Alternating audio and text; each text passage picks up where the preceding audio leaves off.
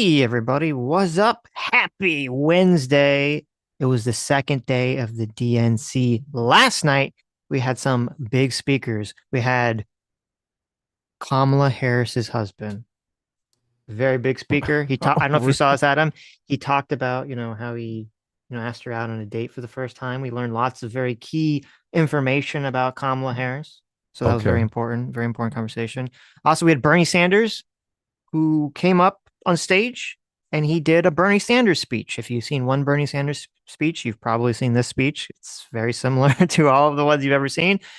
And then, of course, we had down from the heavens, from Mount Olympus, descended our gods of the left, Michelle and Barack Obama. Ah, the angels' choir sung, and light shone across all the land, and the children did weep with joy as the Obamas graced us with their loving embrace. You're hilarious. Look, That's obviously I what I thought about it. What did you think about it? look, I really liked Barack Obama's speech, and I was thinking nostalgically about, when Barack Obama was running for president, and I mean, I was following that election very closely. I was into it. I Mm-hmm. thought this guy's a smooth operator. So, and I do, I mean, I like the ideas of the Democrats about the working class and unity, building something together. I just all the stuff Barack Obama says speaks to me. So Mm-hmm. yeah, I actually liked it. I kept thinking, oh man, a lot of right wingers, they watch this and they think, oh, this is fucking detestable. Like their moral intuitions just get triggered, and I don't feel that. So were you triggered by Barack Obama's speech? By Barack Obama's speech? Yeah. No. Okay. Did you watch? So did you watch Michelle's speech first, or Obama or Barack's speech first? I watched him in reverse order. I watched Barack first, which was Okay. probably better, which was probably the way to do it because I mean, I think Barack really gets it as far as not demonizing people. I didn't Right, I right, didn't right. it didn't seem like there was a lot of demonization going on in Barack Obama's speech, and that's where I kind of check out. So, I did make it halfway through Michelle Obama's speech, and then Hmm. about halfway through it took this really dark turn that I was like not into You at didn't like all. all the what the racist Trump is racist stuff? Yeah, the identity politics came in. And Right, and right. look, you can make an argument that Trump is a racist and that Trump is only doing things because Michelle and Barack are black, right? You can go ahead and make that argument, but I do think you end up demonizing some of the people who support Trump who are not racist, right? Well, is it And possible to insult a presidential candidate or president without also, you know, throwing strays at their supporters? Is that a you can, possible yeah, act? sure. It Okay. is possible. Yeah. Mm-hmm. I mean, you do have to caveat things, I think, to some extent. You have to say these, I understand that not every Trump supporter is a racist or feels this That way, would be right? helpful. Yeah, yeah. Yeah. Which I believe Obama said, I don't remember exactly. He said something to that effect, where he Yes, said, yes, yeah, yeah. we need This to is come why. together and blah, blah, blah, blah, blah. Right. Yeah. Yeah. Just we can't demonize each other's supporters. Yeah, he said something to that effect. Yeah. Which was smooth, right? So Michelle she went there with the identity politics. She not only demonized Trump supporters, I think, just inadvertently, but she also demonized directly the rich. And I was like, I see why I know people in my life that have come up from modest means and kind of work their ass off and become wealthy. So I think of those people when people start demonizing the rich. Not everyone is Donald Trump. Not everyone is born a billionaire, right? And I don't understand why they can't. They're just willy-nilly demonizing hard work in a way that just plays into the communist socialist stereotype that just irks me. Totally irks me. Well, I mean, this also, I don't think it's a coincidence that we had, Kamala's policy has been unveiled for a 44% capital gains tax and some kind of, I think it was like a 25% unrealized wealth tax on anyone that has over $100 million in unrealized gains. And so it's all planned, which we'll talk about it. And after we talk about Yeah, this, that's just insane. It's interesting policy proposal. So yeah, I watched them in the order. I watched Michelle first, and then I watched Obama or Barack's first, I should say. I keep wanting to call him Obama. Michelle and Barack's first. And it was interesting because everyone is so enamored with Michelle Obama. Like, oh my God. I know. She's this vision of grace that like her feet don't even touch the ground, right? She floats above the ground to an angelic choir as she speaks. And, I listened to her speech and I mean, in terms of just without even getting into the substance yet, just in terms of like the presentation, like, okay, she's like a good speaker. She's a better speaker than Kamala. I would definitely say that. She has better energy than Kamala. But then I listened to the speech and the substance of the speech, and I thought it was actually pretty lame.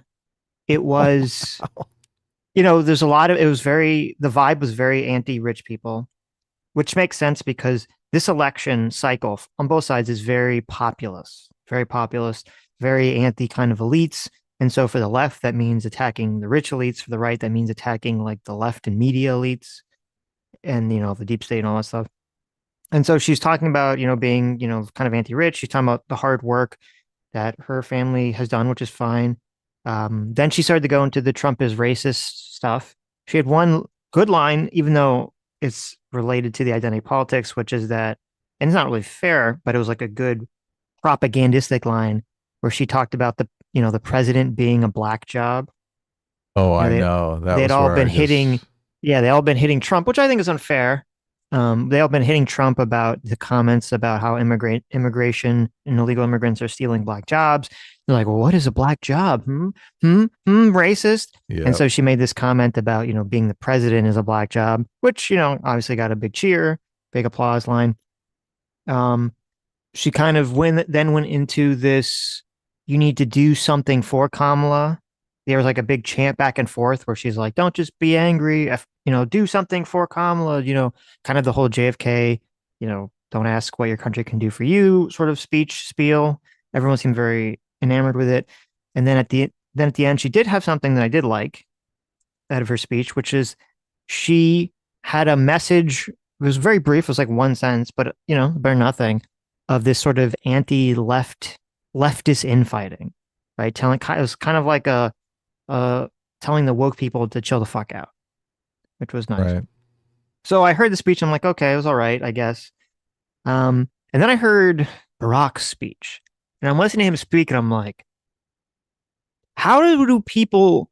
And it was weird because I had listened to some of the commentary before I listened to both their speeches, and everyone was like talking about how Michelle's this fucking vision of amazing ness, and gave this like wonderful speech. And I listened to Obama's speech, and I'm like, he just annihilated her. I know he just did. Blew her the fuck away. It was like, I was like, what world? I really think I swear to God, it's just got to be sexism. It literally has to be sexism because she's just a woman. There's no other explanation for it. Like don't get me wrong. She's a good speaker. It was an okay speech, but like Obama he fucking took out a bazooka and blew her the fuck away. He's just so much better at speaking. He's so much better at what like the substance of the speech was so much better. And I can see, it's funny, you can see why they made sure that Obama was speaking like almost as far away as possible from Kamala Harris as they could. Oh, of course. The juxtaposition would destroy her. Yeah, could you imagine on the final day of like the DNC, they have Obama speak and then they have Kamala speak, you'd be like, oh, it'd be such a downgrade. People would just be like, what are we doing? Can When we? is Kamala speaking today? I don't. No, When she's is her? speaking tomorrow. Okay, She's, because I'm assuming that she's is speaking the the last moment day. Yeah.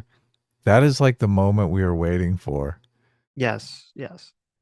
Yeah, So we'll see her tomorrow. I believe tomorrow, right? Because it's this 4 days like the RNC, and I'm not sure. I the can look it up, but the go ahead with candidate what you usually were saying. speaks on the last day. So Obama's speech, whether you like what he said or not in his speech, which is a completely different thing, he's very energized. He's a very good speaker. He has a very good vibe. Though I will say this, he did seem slightly off of his game, even though he was still very good at speaking. He seemed slightly off his game. He kind of verbally stumbled a little bit. He seemed out of practice, I guess that's the way I would say it. Obama did. Yes, he seemed out of Okay. practice, which makes sense, obviously. I don't think he's been going around doing these campaign speeches, which essentially is what this was, for some time. Though I bet you even an out of practice Obama would wipe the floor with Kamala. And so I kind of wrote some notes of what we talked about in the beginning of his speech. Obama, he did the Biden reach around. He did the Biden glaze. Oh, He's of like, "Oh, course. Joe Yeah. Biden, my vice president. Oh, he was such an amazing man." Blah blah blah blah blah.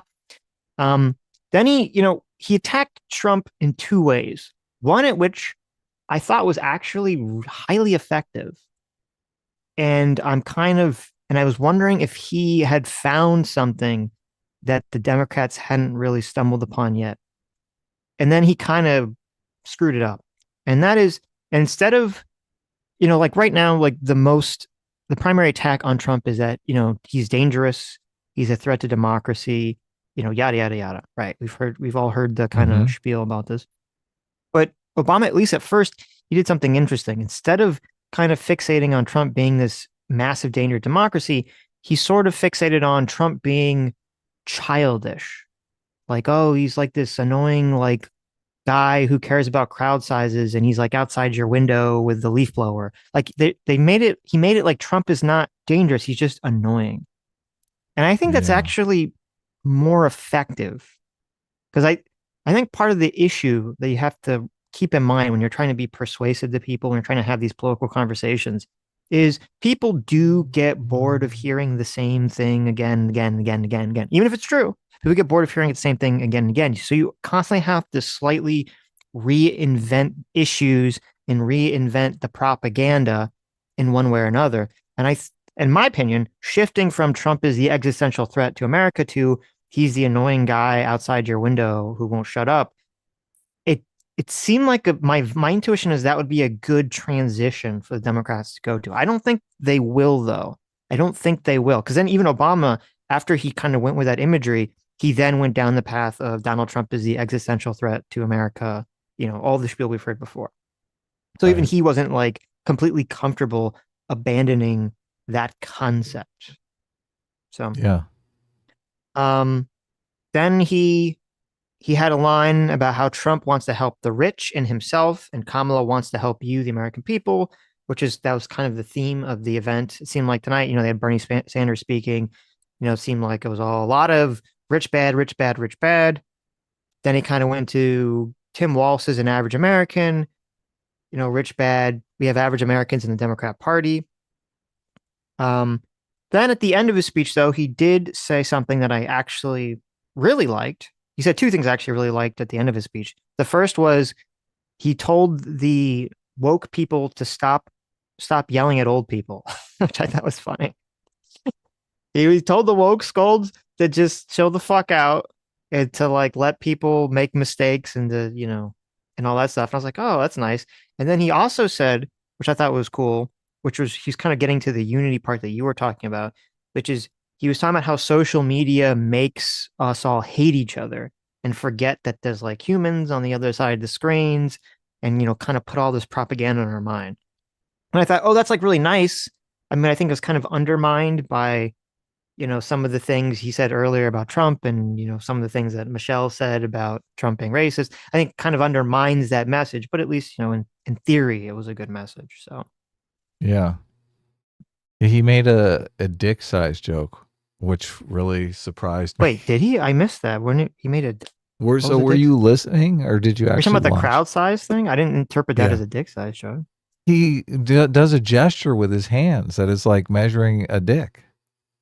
Were you Oh, I was listening or did you listening. I didn't watch? watch. I did. Well, I was watching, but not like I was like doing other stuff, so I wasn't like So completely like. Yeah.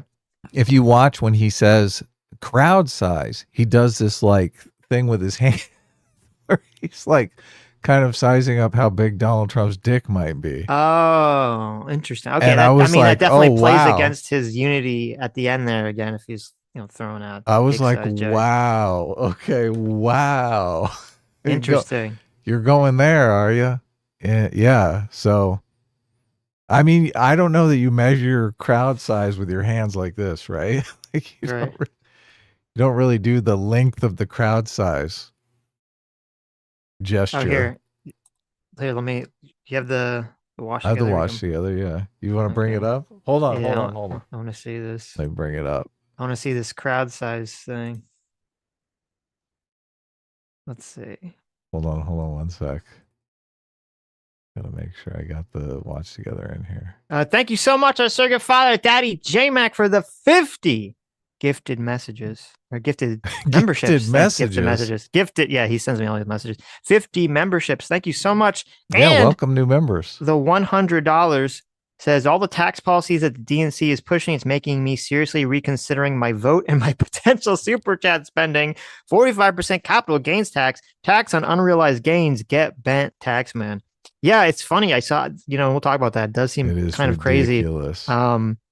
I mean, obviously, I don't think any of this stuff is going to pass, even if Harris wins, because there's no way that they would get a tax bill like that passed in the legislature. So unless the Democrats win a super majority, which is not going to happen. Look, if you're literally taxed on unrealized gains, like you have some stock portfolio and the market tanks, and you've been taxed on all that stuff, and then it drops in value. It's like, what are they even talking about? That's insane. Yeah, that doesn't make sense. Yeah, it didn't make sense at all, but we'll talk about that in a second. So do you have the thing on? I do, yeah. Okay.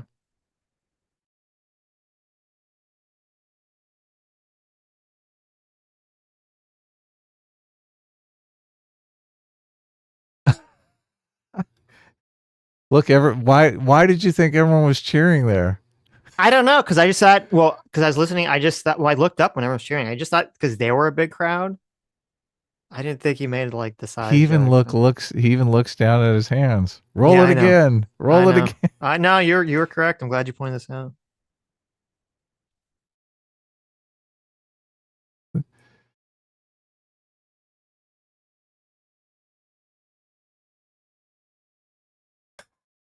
It definitely takes away from the childishness, right? I was gonna say, yeah, it's kind of, it's like, oh, you can't really call someone childish if you're making a dick joke like me, unless that is part of the joke. It's weird. I really think that there's this interesting thing that's going on with the Democrats right now, where whoever is advising the Harris campaign is basically told the Democrats, you guys got to just take a page from sort of the 2016 Trump internet people and just fucking be like hypocritical trolls out of them. Yeah. Right. And because it drives people crazy because they say, oh, look at the hypocrisy. But then obviously the people on their side don't care, right? The Democrats don't really, or the people on the left, I should say, don't really care. Nobody cares being hypocritical about hypocrisy. Yeah. Right. When they're trolling, because that's part of the troll is to just upset people. So yeah, it is kind of diabolically genius, even if it's immoral. So, I love how we have to caveat that, right? I mean, this is a brilliant strategy. I mean, it's evil as fuck. Right. Well, it's you got to be able to look at things objectively. Like, okay, I think that's effective. I don't know if it's the most moral thing to do in the world, but yeah, I mean, it takes a bite out of your unity message, that's for sure. But well, they want to. I think they want to have. Yeah, I think they definitely want to have it both ways. They want to have. That's exactly what's going on. It definitely makes it seem just very like thin, makes it seem fake and phony, obviously. So, yeah, not great. Great. So Walls is Um, speaking tonight and Harris is speaking tomorrow. So okay. that's tomorrow is the big day. I don't Right, know if right. you're down to hear another Walls speech. I mean, he seems kind of the same. You heard one, you heard them all. So I mean, I'll listen to it, see what he says. Tomorrow we're talking to counterpoints. oh So wow. I don't know if we'll talk that much about Walls' speech unless he says something really interesting, but Right. Yeah. about some of the drama that's been going on. Yeah, The look, drama. we'll do a better job of setting it. Last time with the Peace Code thing, we didn't do such a good job of setting it up. So That's true. That's we will true. make sure to set it up. Maybe you and I will set it up before Connor even comes in Hmm. to give the backstory. Right. So yeah, I agree with everything you said about Obama's speech. So there's no audio on this clip this entire time. They've been playing it. Me? Yeah. Oh, okay. I'll fix that. I mean, we only played like a few I know. seconds of it, so I know. but Okay. You guys saw the hand gestures, but I mean, that was the point of bringing it up, but sure, sure, sure.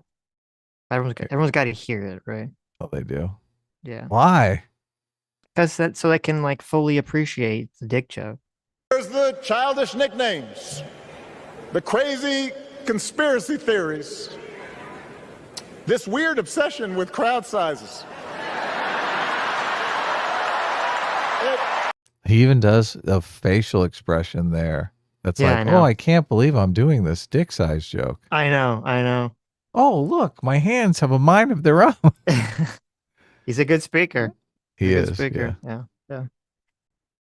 I want well, and here's the thing too. And okay, I don't know if this could be too 10D chess. You just have to be careful to fall into that mindset.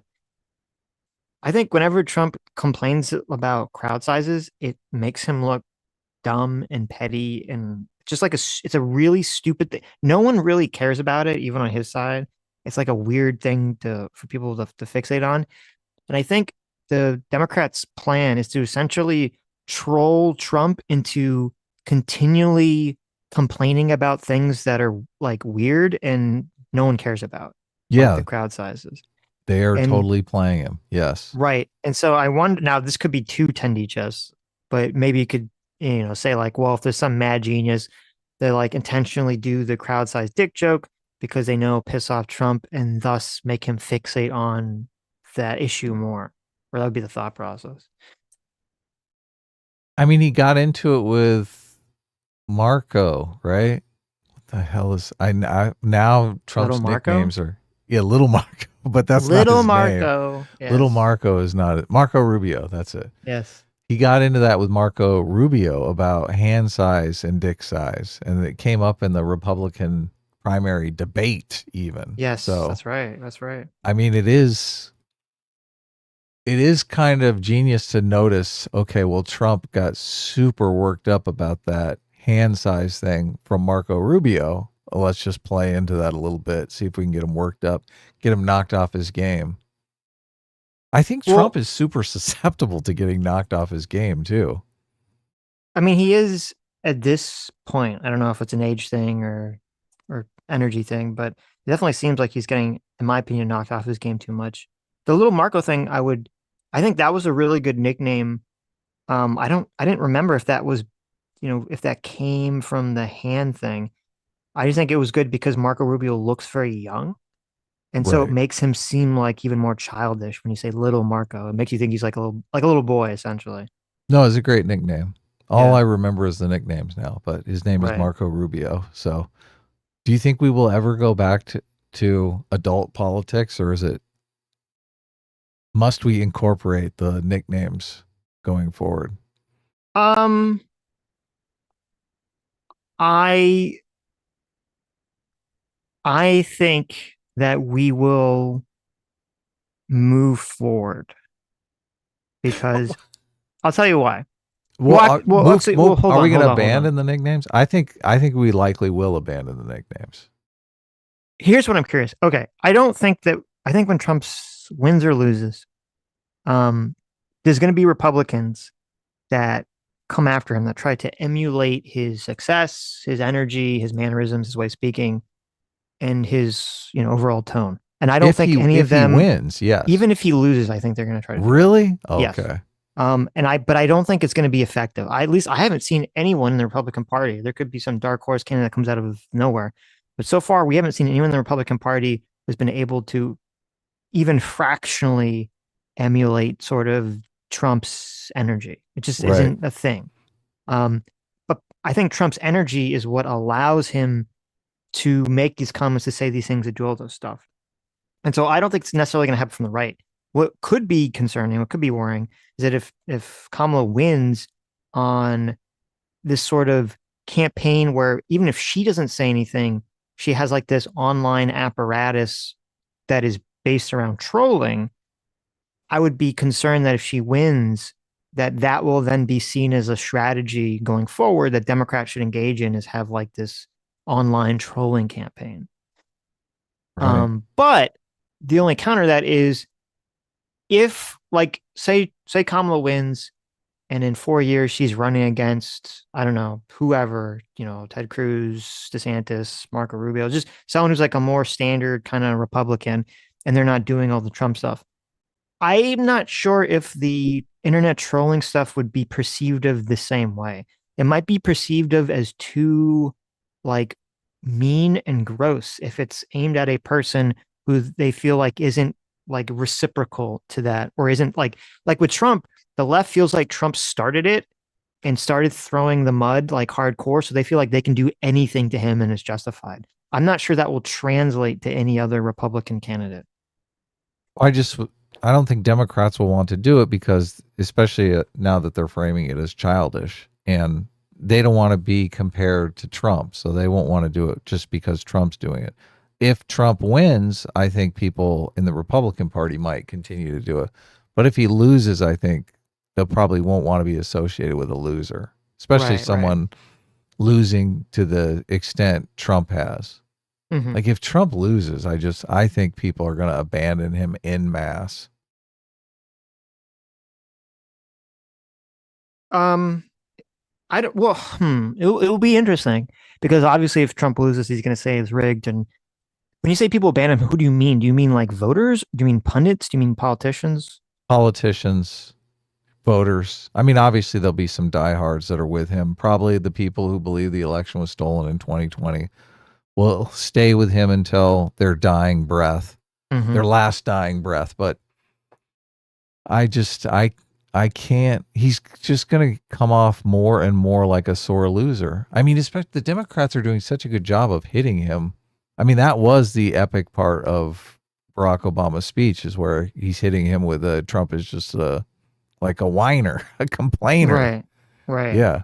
What happened to personal responsibility, guys? Right. Yeah. Yeah, I think if Trump loses, the politicians will definitely dump him. I don't know if the voters will. That is a curious thing because you have so many pundits that have so attacked. I don't know. Like the right-wing pundit sphere is very interesting because you have like, I feel like a big chunk of them who don't like Trump. Like I think most of the people at Daily Wire don't like Trump, but they kind of go along with it for their audience's sake, and also because they don't want Kamala to win. And then you have a bunch of pundits that are like diehard Trump people. And I'm curious to see how that all shakes out if Trump loses. What direction are they going to go in?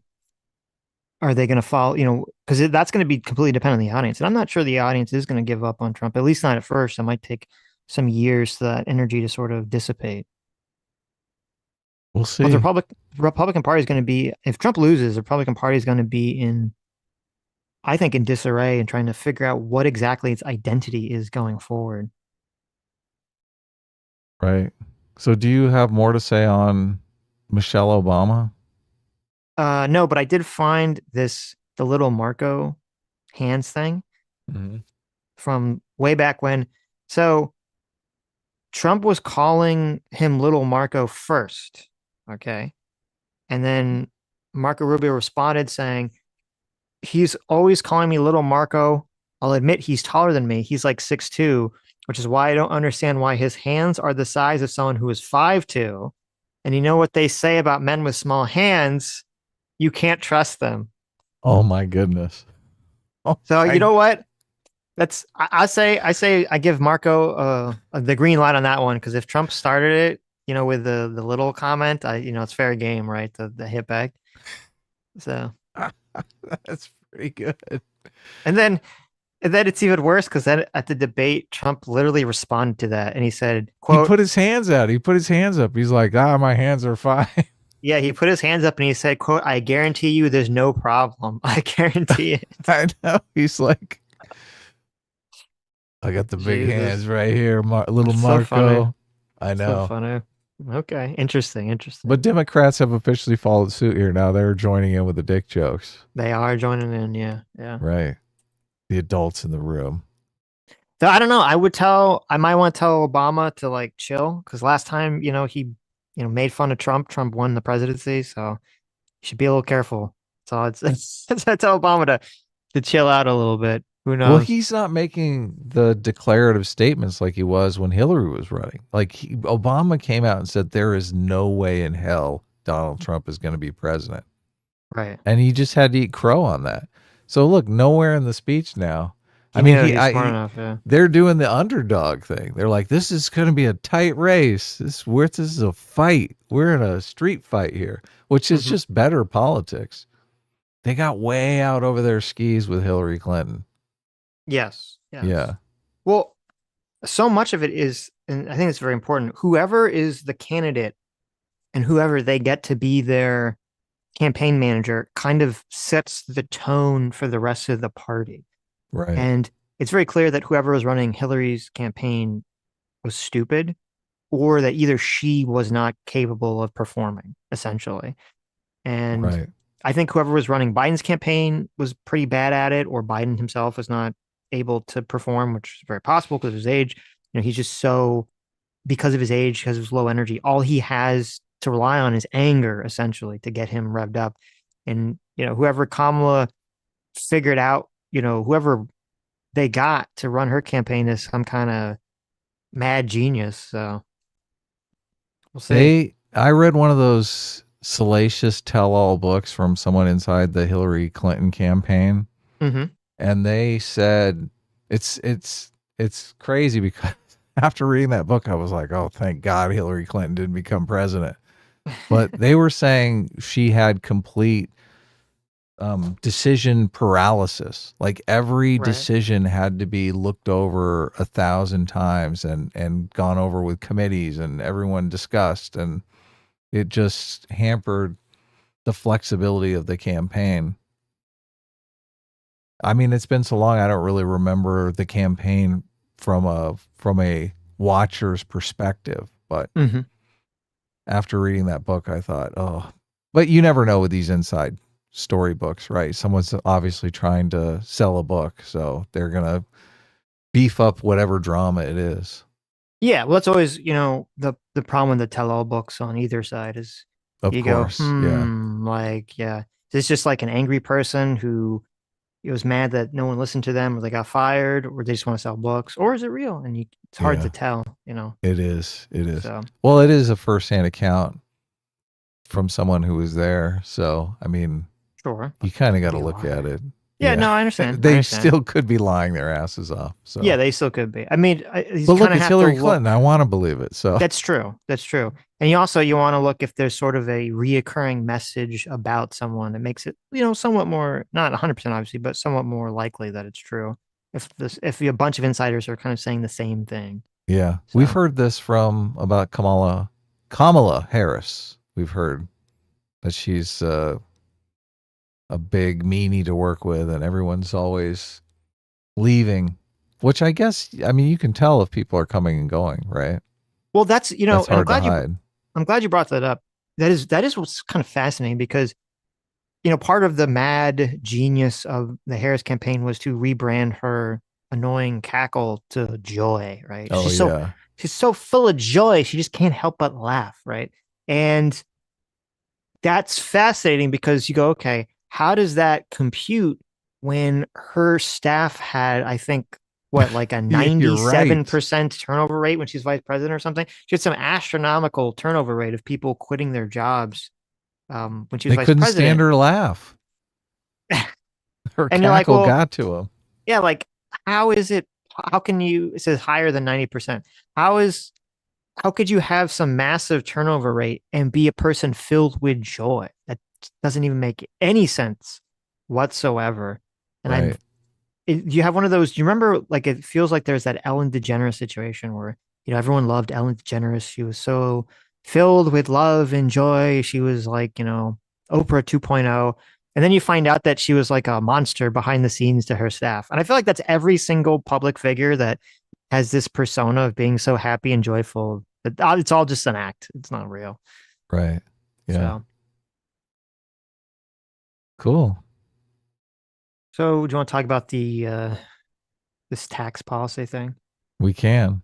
I mean, Okay. you when you frame it as a tax policy, What's what it is? Well, how it's else would you kind of frame it? like, I would say, you want to talk about this greedy theft of the Oh, I American see. people. Like, Mhm. that's a better way to sell it, I thought you were definitely. going to say this attack on the rich, Okay, that works too. right? This Because, merciless attack, this well, let's say, mugging in an alley.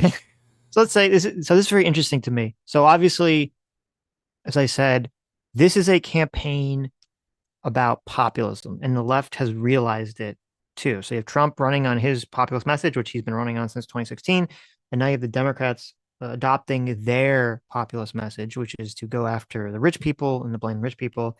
And this is why you get Kamala talking about, we're going to go after price gougers, the evil rich people that are price gouging. And now we're going to go after the evil rich people further in America by throwing on this, what is it, 44? Is it 44 or 45% Right. taxes on 44.6% capital gains tax? Okay, which is interesting. And then which is very high. I don't know what the current capital gains tax is, but it's definitely not that. Let's see. What is the current capital gains tax rate? Well, I think the Republicans are doing a better job of the populist thing, Mm-hmm. because they've realized that you can support the working class without demonizing the rich.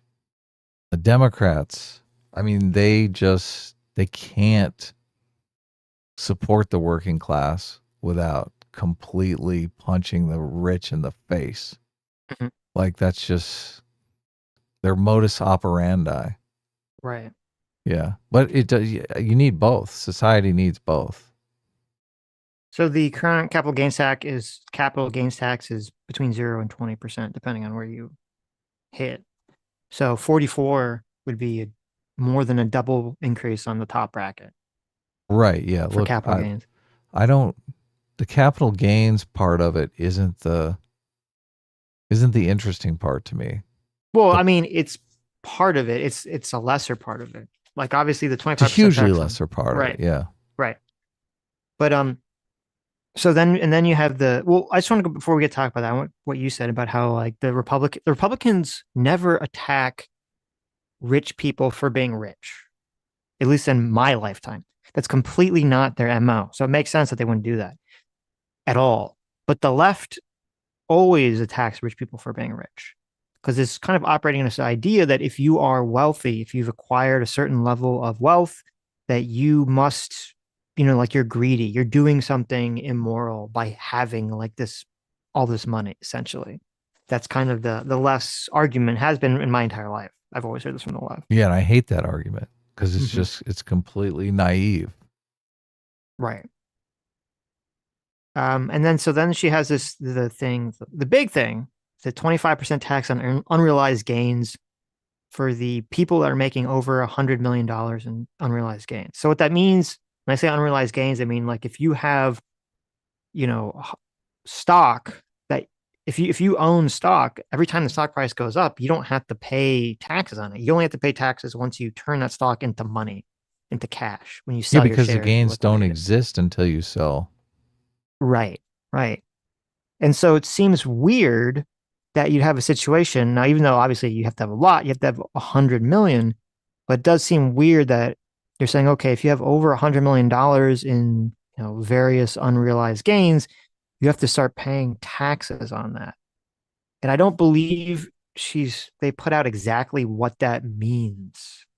How does this work? Because you brought up the point, like, okay, if someone has a bunch of stock and they have to pay 25% tax on it, and then next year the stock market goes down and they lose a bunch of money, I mean, do they get that money back? Do they get some massive tax rebate? Like, Hell how does that no. work? I don't get shit.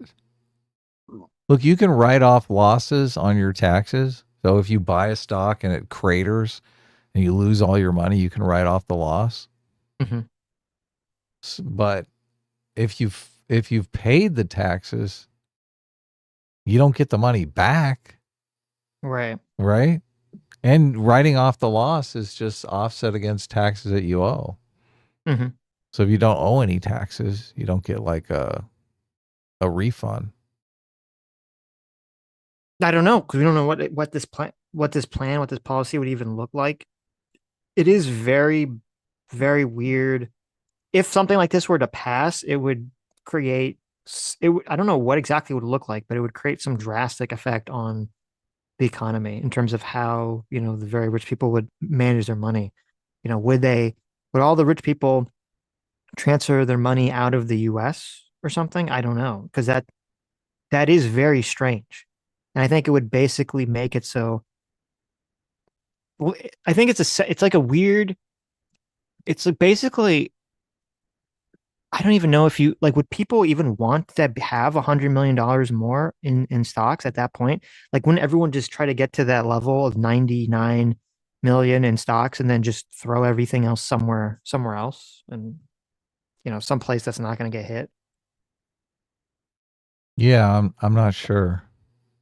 This is, I mean, obviously, when they look at billionaires, like Elon Musk is a billionaire because he owns so much stock in Tesla, and the estimated value of SpaceX, which is not a publicly traded company, but Mm-hmm. so he has all these assets that are worth that much, but he doesn't have billions of dollars that he At his can, disposal, yeah. yeah. He Well, would have that's to sell Tesla stock to be worth what he's worth on paper. So, and that's what this, and I'm glad you brought it up, because that's like the really weird part about this is like, okay, so someone like Elon Musk, if he gets hit with 25% unrealized capital gains, or yeah. Jeff Bezos or Bill Gates or any of these people, it's like they don't literally have the amount of money probably required to pay the tax.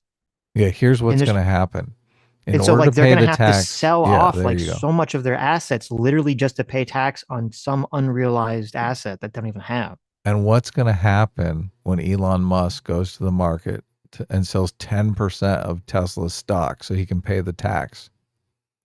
Tesla's stock is going to crater. And then all of a sudden Right. his unrealized gains are going to, oh, my unrealized gains are like half as much now.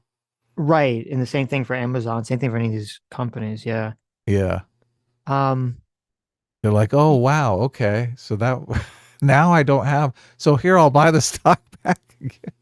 right, right. This is just, it shows an ineptness of how markets work. Well, here's what I'm wondering. Is this the ineptness that you're talking about? Because I agree with you. It doesn't really make sense economically.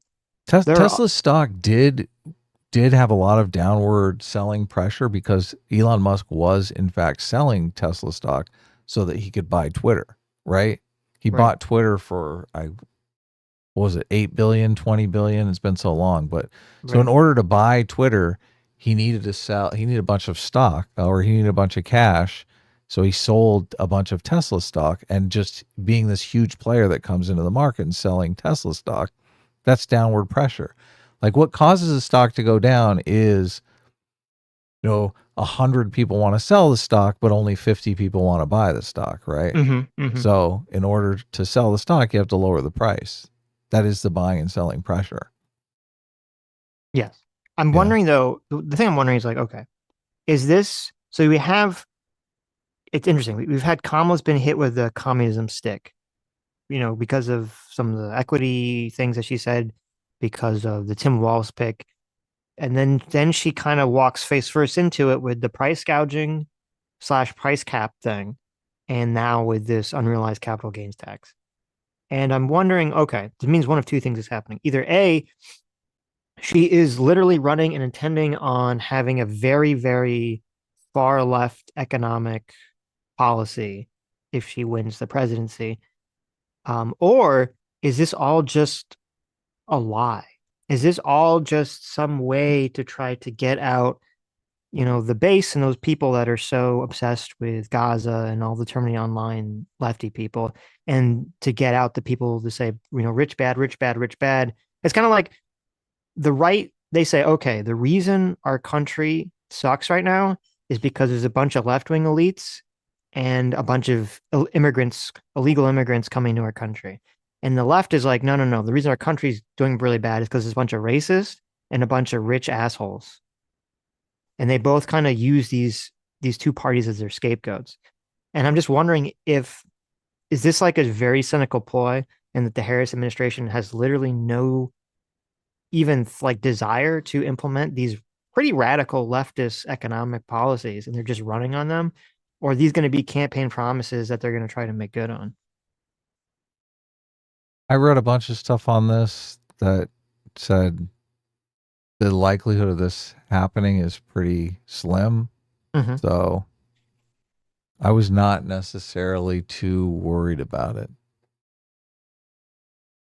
Well, I'm not even I'm just thinking about not in terms of being worried. I mean, obviously, these tax policies aren't going to affect me. I don't have $100 million in unrealized gains. So I guess I should be worried in terms of it having a negative effect on the economy overall, which I think it would. Well, if you own any stock, it will have a true. giant negative effect on your stock On the portfolio market. Yeah, because that's true. all of these players who do own a bunch of stocks will be forced to go into the market and sell those stocks, and will drive down those stock prices. Right. And then your stock will be worth less. What I would wonder, like, so this unrealized capital gains tax, wealth tax thing, I think there's about a single-digit % chance this would be implemented because, as I said, the Democrats would have to have a supermajority for it to even remotely pass. Number one. Right. The price gouging thing, I would think that would also be very low because, again, they don't have the legislature. But I don't know. I would wonder if she would try to do something like that. Is something that maybe she could try to finagle through some kind of executive function, some sort of executive action to go after, quote, price gouging, whatever that means, right? And however that is determined. Though, even if she has no intention of doing these policies, I do worry that I feel like it sets a kind of, every president sets a tone. They set a standard of the kind of policies that the party seems to push for going forward or want to push for going forward.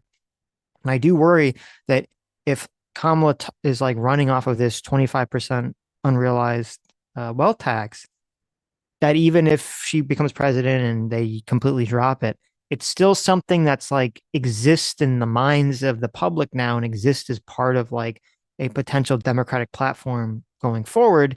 And it will continually kind of get pushed or, pushed again and again and again and again. Yeah. Hmm. I don't know. It's impossible to tell. It is demoralizing that they're even proposing it, but Right. what are you going to do? They're like dead set on demonizing the rich. Like I said, I wish Republicans had a more moderate alternative than Trump, obviously. So I guess Right. a lot of Republicans are going to say, look, don't worry about Trump doing weird things. This tax policy is a bigger threat, a bigger danger. Well, it's annoying because we basically have a situation where both candidates, it feels like coming down this election, it's going to have both candidates are going to be extremists as extremist and like extreme populist. And basically people are going to be saying, oh, don't worry about Kamala with her sort of extreme shit. She's not going to actually be able to pass it.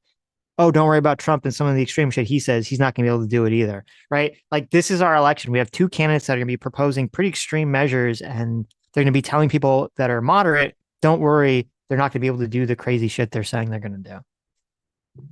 The political environment has kind of fostered this situation, though, because they always have a scapegoat in the other side. They can always say, I wanted to do that crazy policy, but the Republicans prevented me from doing it, or the Democrats prevented me from doing it, which incentivizes them to offer crazier and crazier policies, right? Like Kamala's saying, look, I wanted to behead rich people in the street, but the goddamn Republicans wouldn't let me do it, right? Like, Right. she's proposing these policies that you're just like, oh my God, it's getting scary out here, right? Mm-hmm. Yeah. Okay. Well, this is our election, everybody. Yeah. I love Hope you this. enjoy So it. I brought up a Market Watch article. It's pretty hilarious.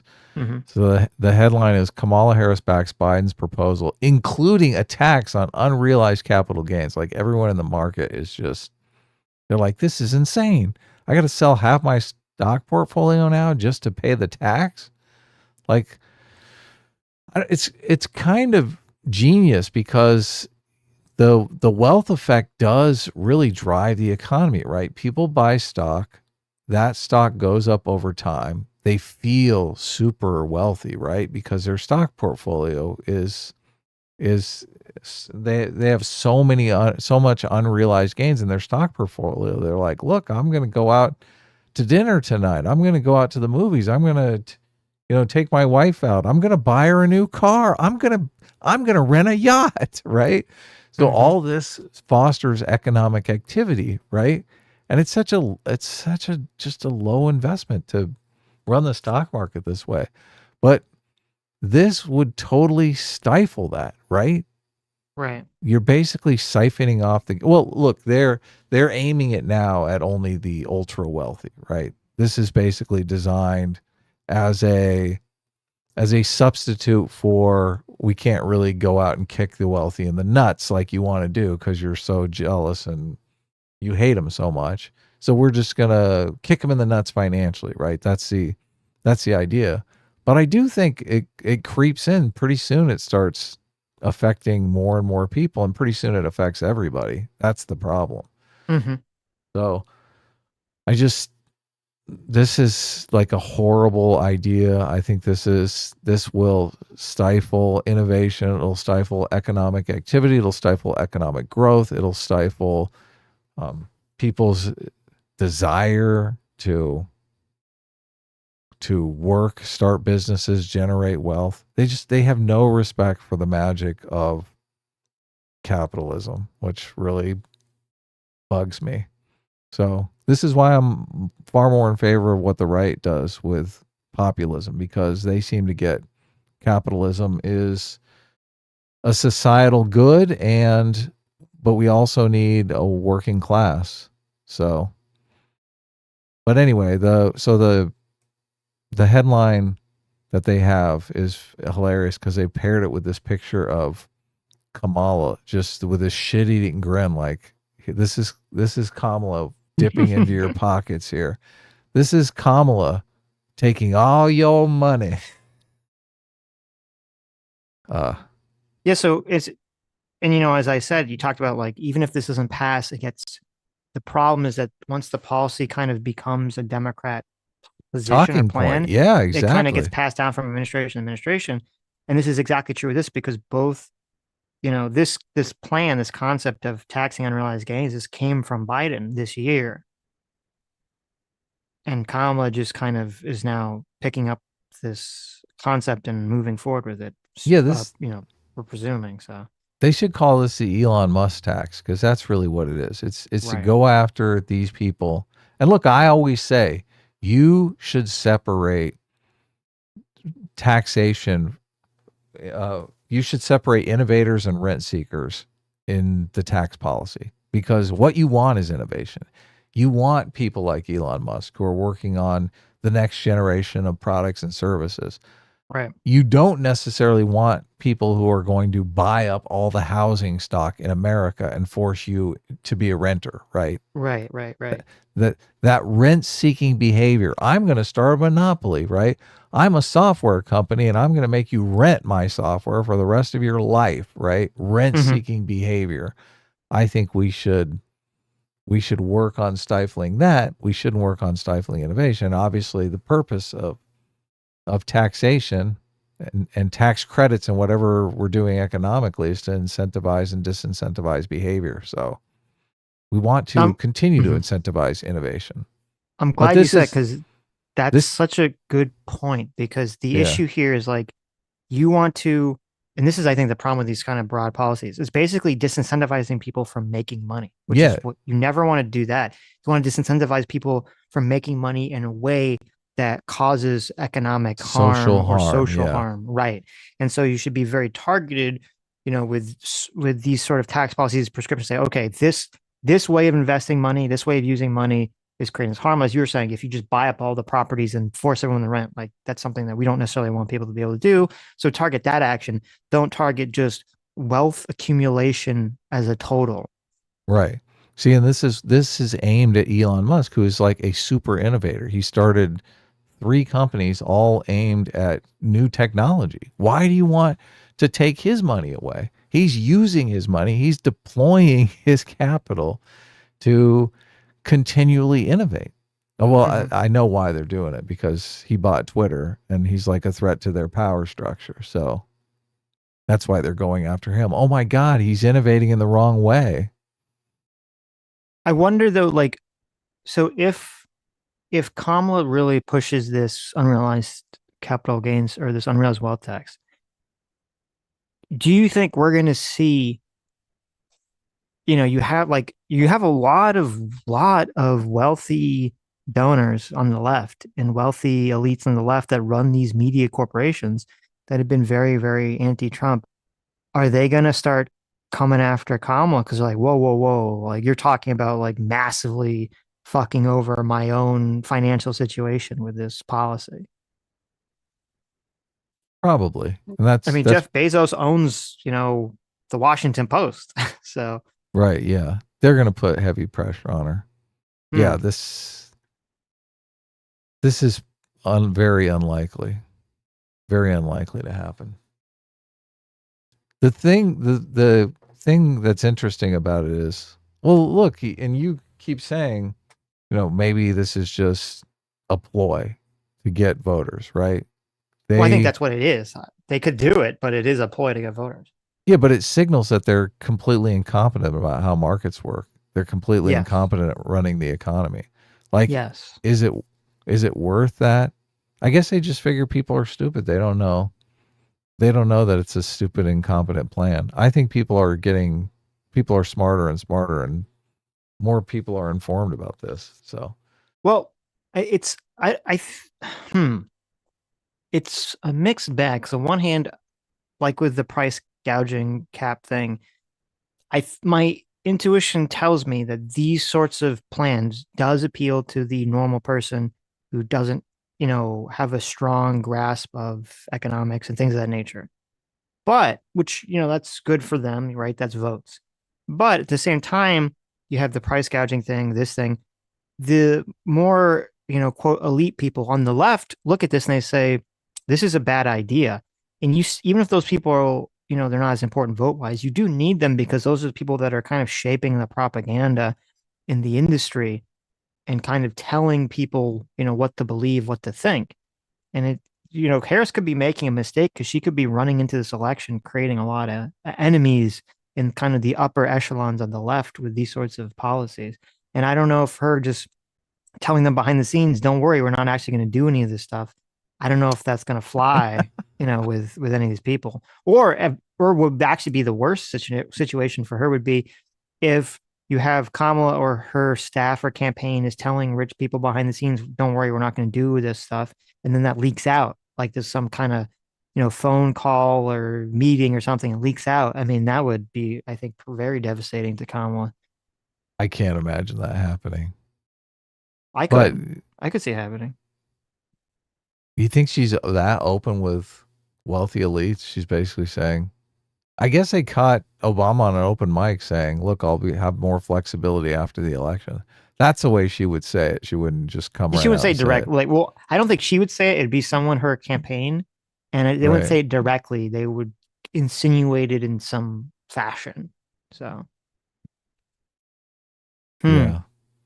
but again, this is when you were so correct. And you said, this is why, we both said if you literally had I think any Republican that wasn't Trump, I think would be in a very strong position to win, especially with these policies. And I think if you had any Republican that wasn't Trump, I don't think these policies would be getting thrown out either into the public. Yeah. I mean, Trump kind of dragged populism into the Republican Party. So Mm-hmm. you and I disagree on populism. I think populism gets a bad rap. So I just see populism as the opposite of elitism. But I think you can have populism without demonizing the elites. That's what you're looking for.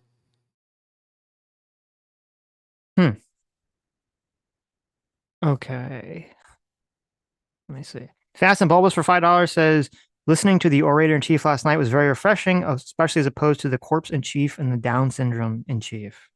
There you go. I mean, that's true. It is kind of insane to hear Obama speak and then to hear Biden or Kamala speak. And you're like, oh, this is what like a good politician sounds like. Yeah. Obama was very good about thinking about what he said before he said it. Even when he spoke off the cuff, he really was like, you could see in his head, he was thinking, okay, well, how are people going to take this? Like, what fallout is there going to be from this thing that I say? Mm-hmm. Which I don't think Trump does any of that. Trump just like says whatever's on his mind and let the chips fall where they may, which does make him come off as super authentic, which people like. He speaks his mind, right? Right. But a lot of times when you're president of the United States, there is a lot of crazy fallout from stuff like that. Mm-hmm.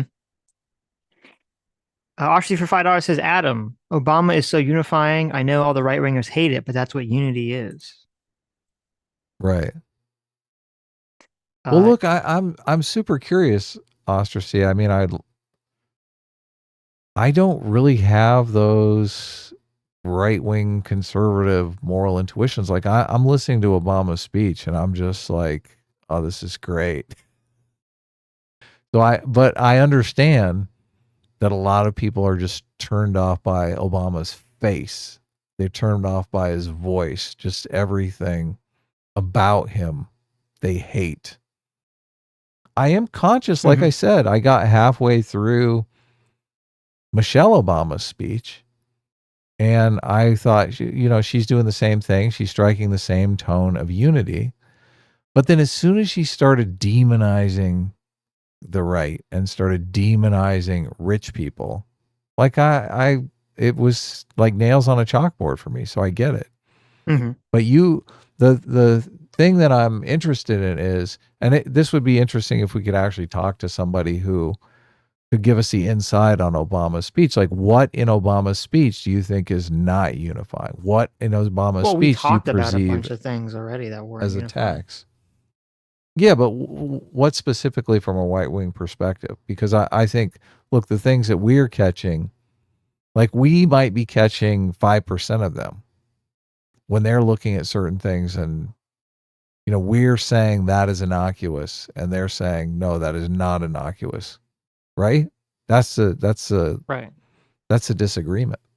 Well, I think what's going on here is, it's funny whenever I talk to my dad, because my dad has like really full blown TDS, Right. and it's funny when I talked Oh to my him God. recently, and it was like he said he brought up the whole, Trump saying that he was more attractive than Kamala Harris thing.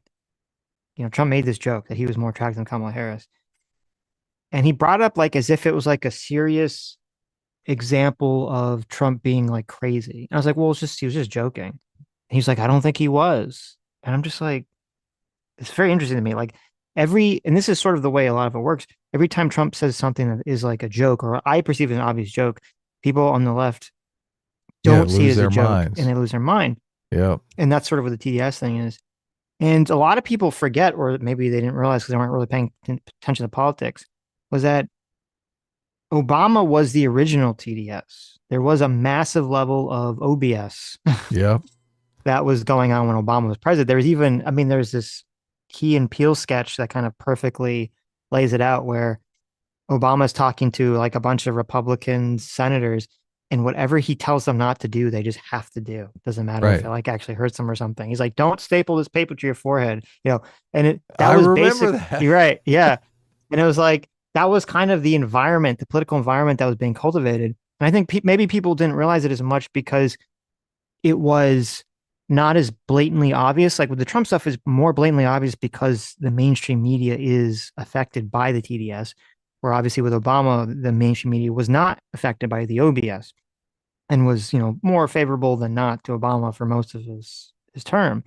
But there was just this like insane level of like tribal reactionary, like whatever Obama says is like the most evil thing ever. And from my experience, and even looking back at it, I don't think it was really built or based around anything necessarily that Obama was saying. It was more based on the fact that he was a very effective politician. He was a hyper effective politician, and and the left kind of loved him so much, and they lifted him up as this messianic figure.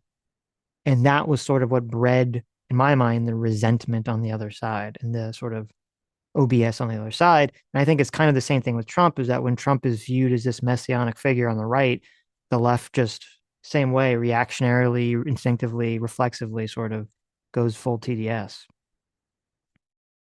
Yeah, that's a great point. They want to take him out politically, and this is just an effective attack. Mm-hmm. I was looking for the clip where Glenn Beck says Obama has a deep-seated hatred for white people. Yeah, and you're like, what? Like, I yeah. know, I know, I know. So look, but that's what if you're watching Obama's speech last night and you think Obama has a deep-seated hatred for white people, like you're going to view that speech way differently. Way differently. Yeah, if that's your notion that you're coming into it. Though, I mean, even Obama says interesting. He was talking about how like, you know, um, I don't know if it was his mom and Tim Walz's mom, or if it was Michelle's mom and Tim Walz's mom. He's talking about how they were like, one of them was black, one of them was white, and yet, they're both good people that had good American values, right? So he's definitely not hitting the white people bad stick at all in that speech. And it's even funnier now because like we lived through this 8-year period of hyper wokeness, like blatant anti-white racism is just accepted. And to live through that and then to go back to Glenn Beck saying that Obama hates white people, it's like night and day. Like, what are you even referring to? So Yeah. I mean, I I could see it a little in Michelle Obama's speech.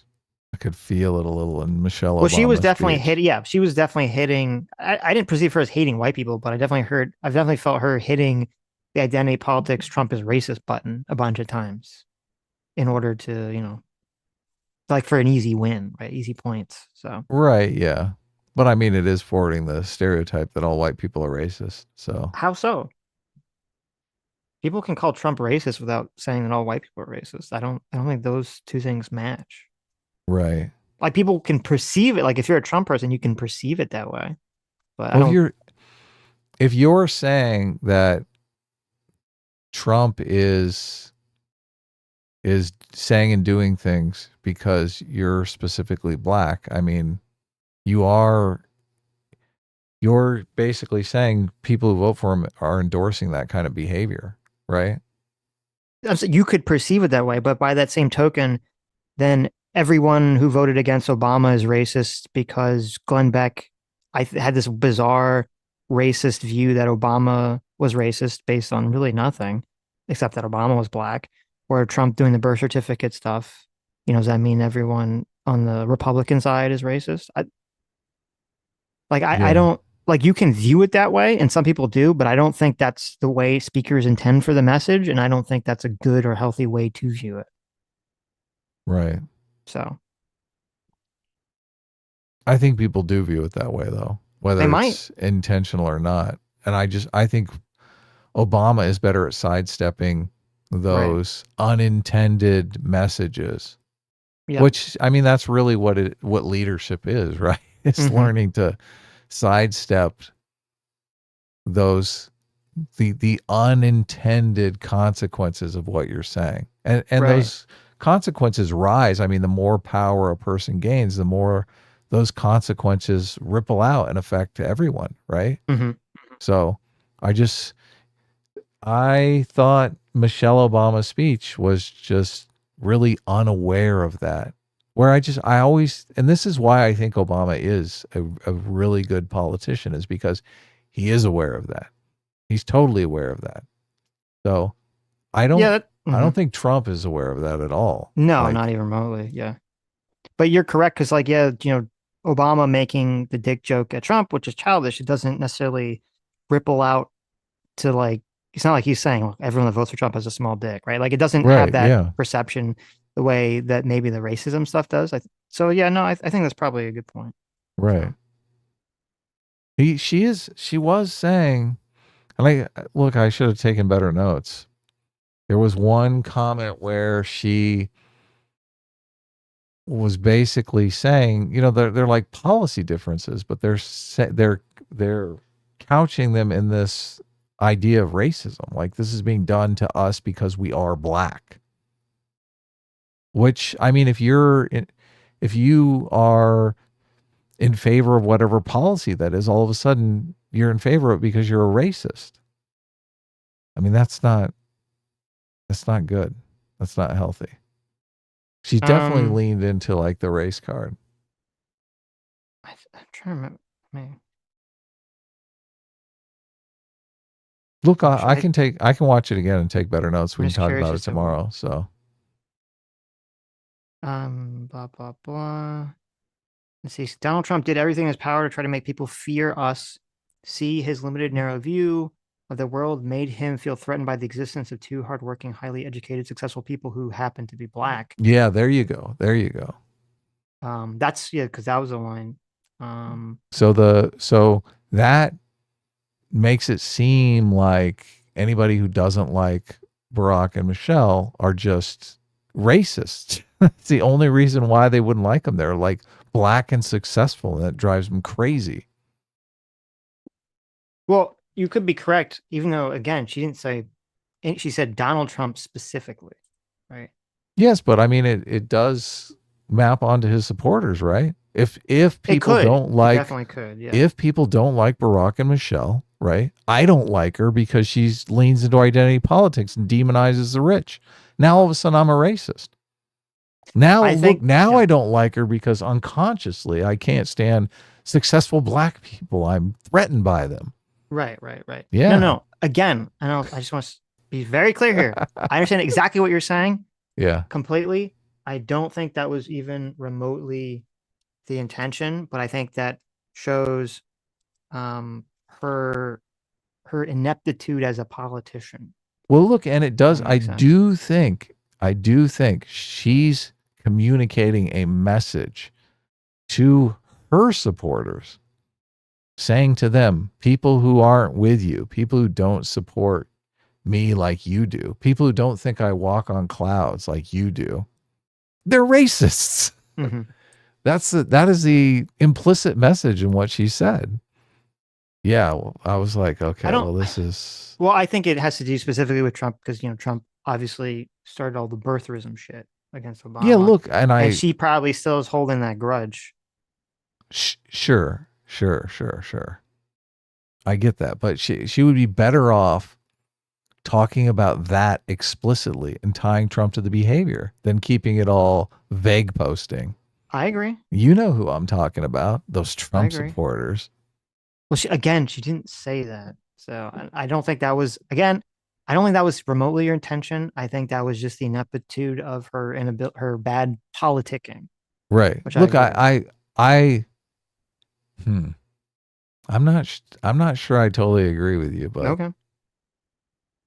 I think it's a lot to read in.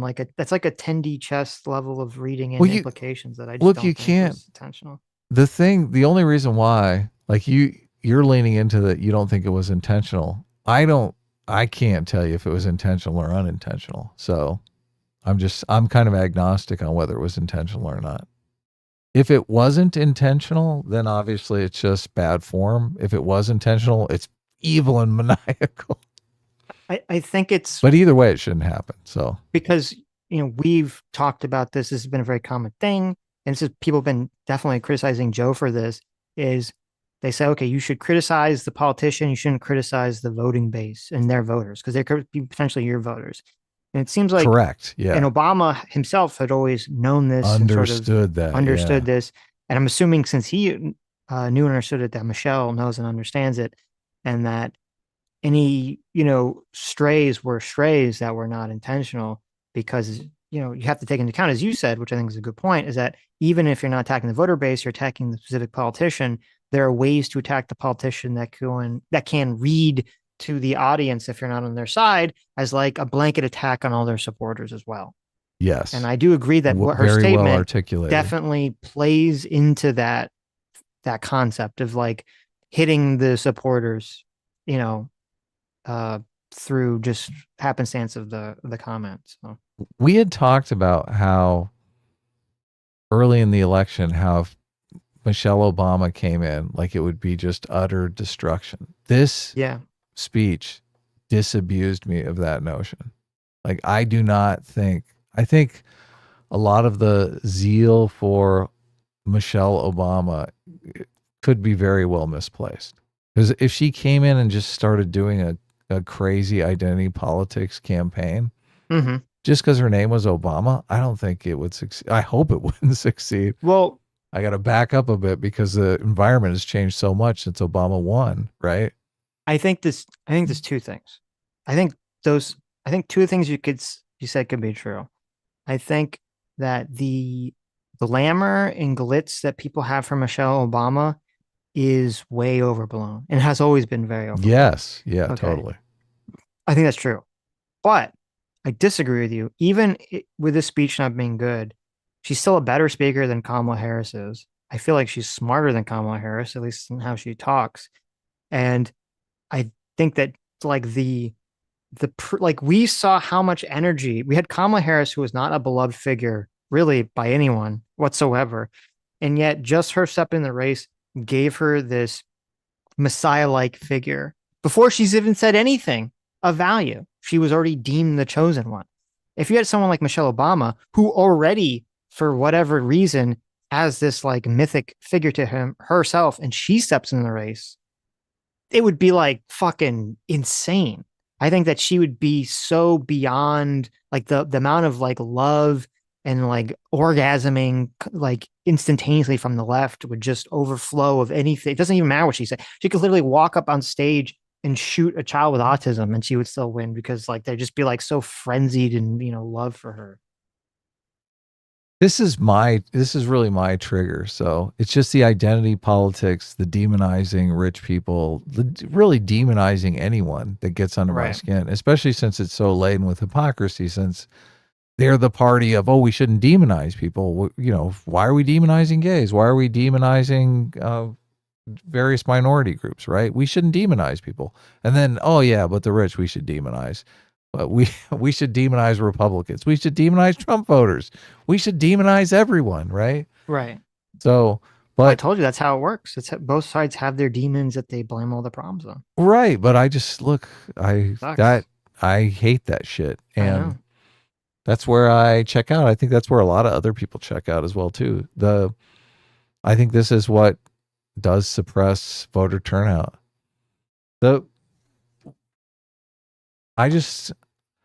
She can be as smart as you're saying, right? She can be totally intelligent, but it's a completely different kind of campaign. I'm not saying I didn't say she's smart. I'm saying she's smarter than Kamala. No, I know that. Yeah. Right. I think she's much smarter than Kamala. Right.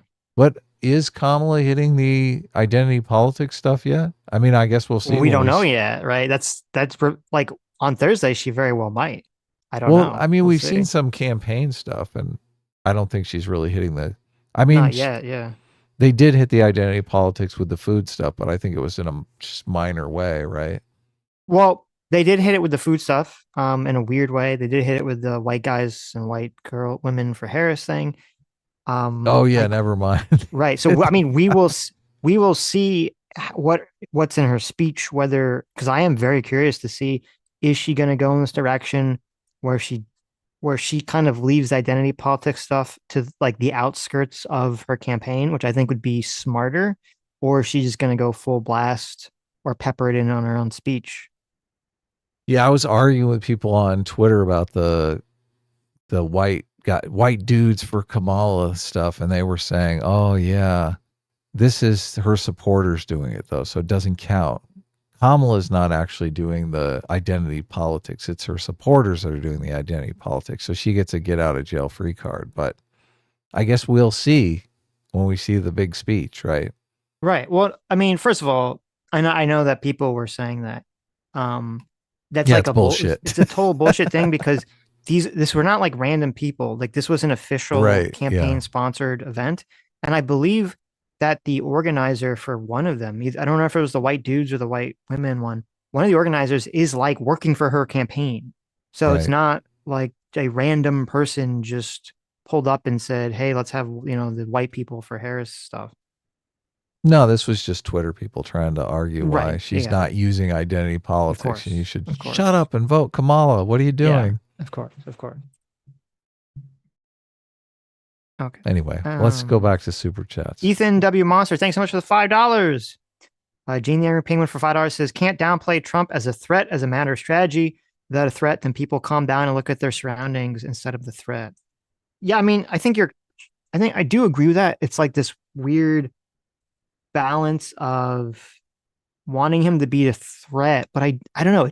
Maybe it's just me, maybe it's just my intuition, but I really felt like Obama hitting Trump as the whiner, as the griper, seemed to be more effective than the threat. But it could just be that could just be entirely my intuition because I'm kind of tired of hearing about the threat to democracy thing. So Yeah, we're getting bored already. right, Jeez. right. So maybe that's just me. M8566 for $2 says Friday stream when? I don't know. Why do you want This it to be a Friday. Friday stream? We're not streaming this Friday Why not? because I don't want to. Well, come on. Kamala's talking on Thursday.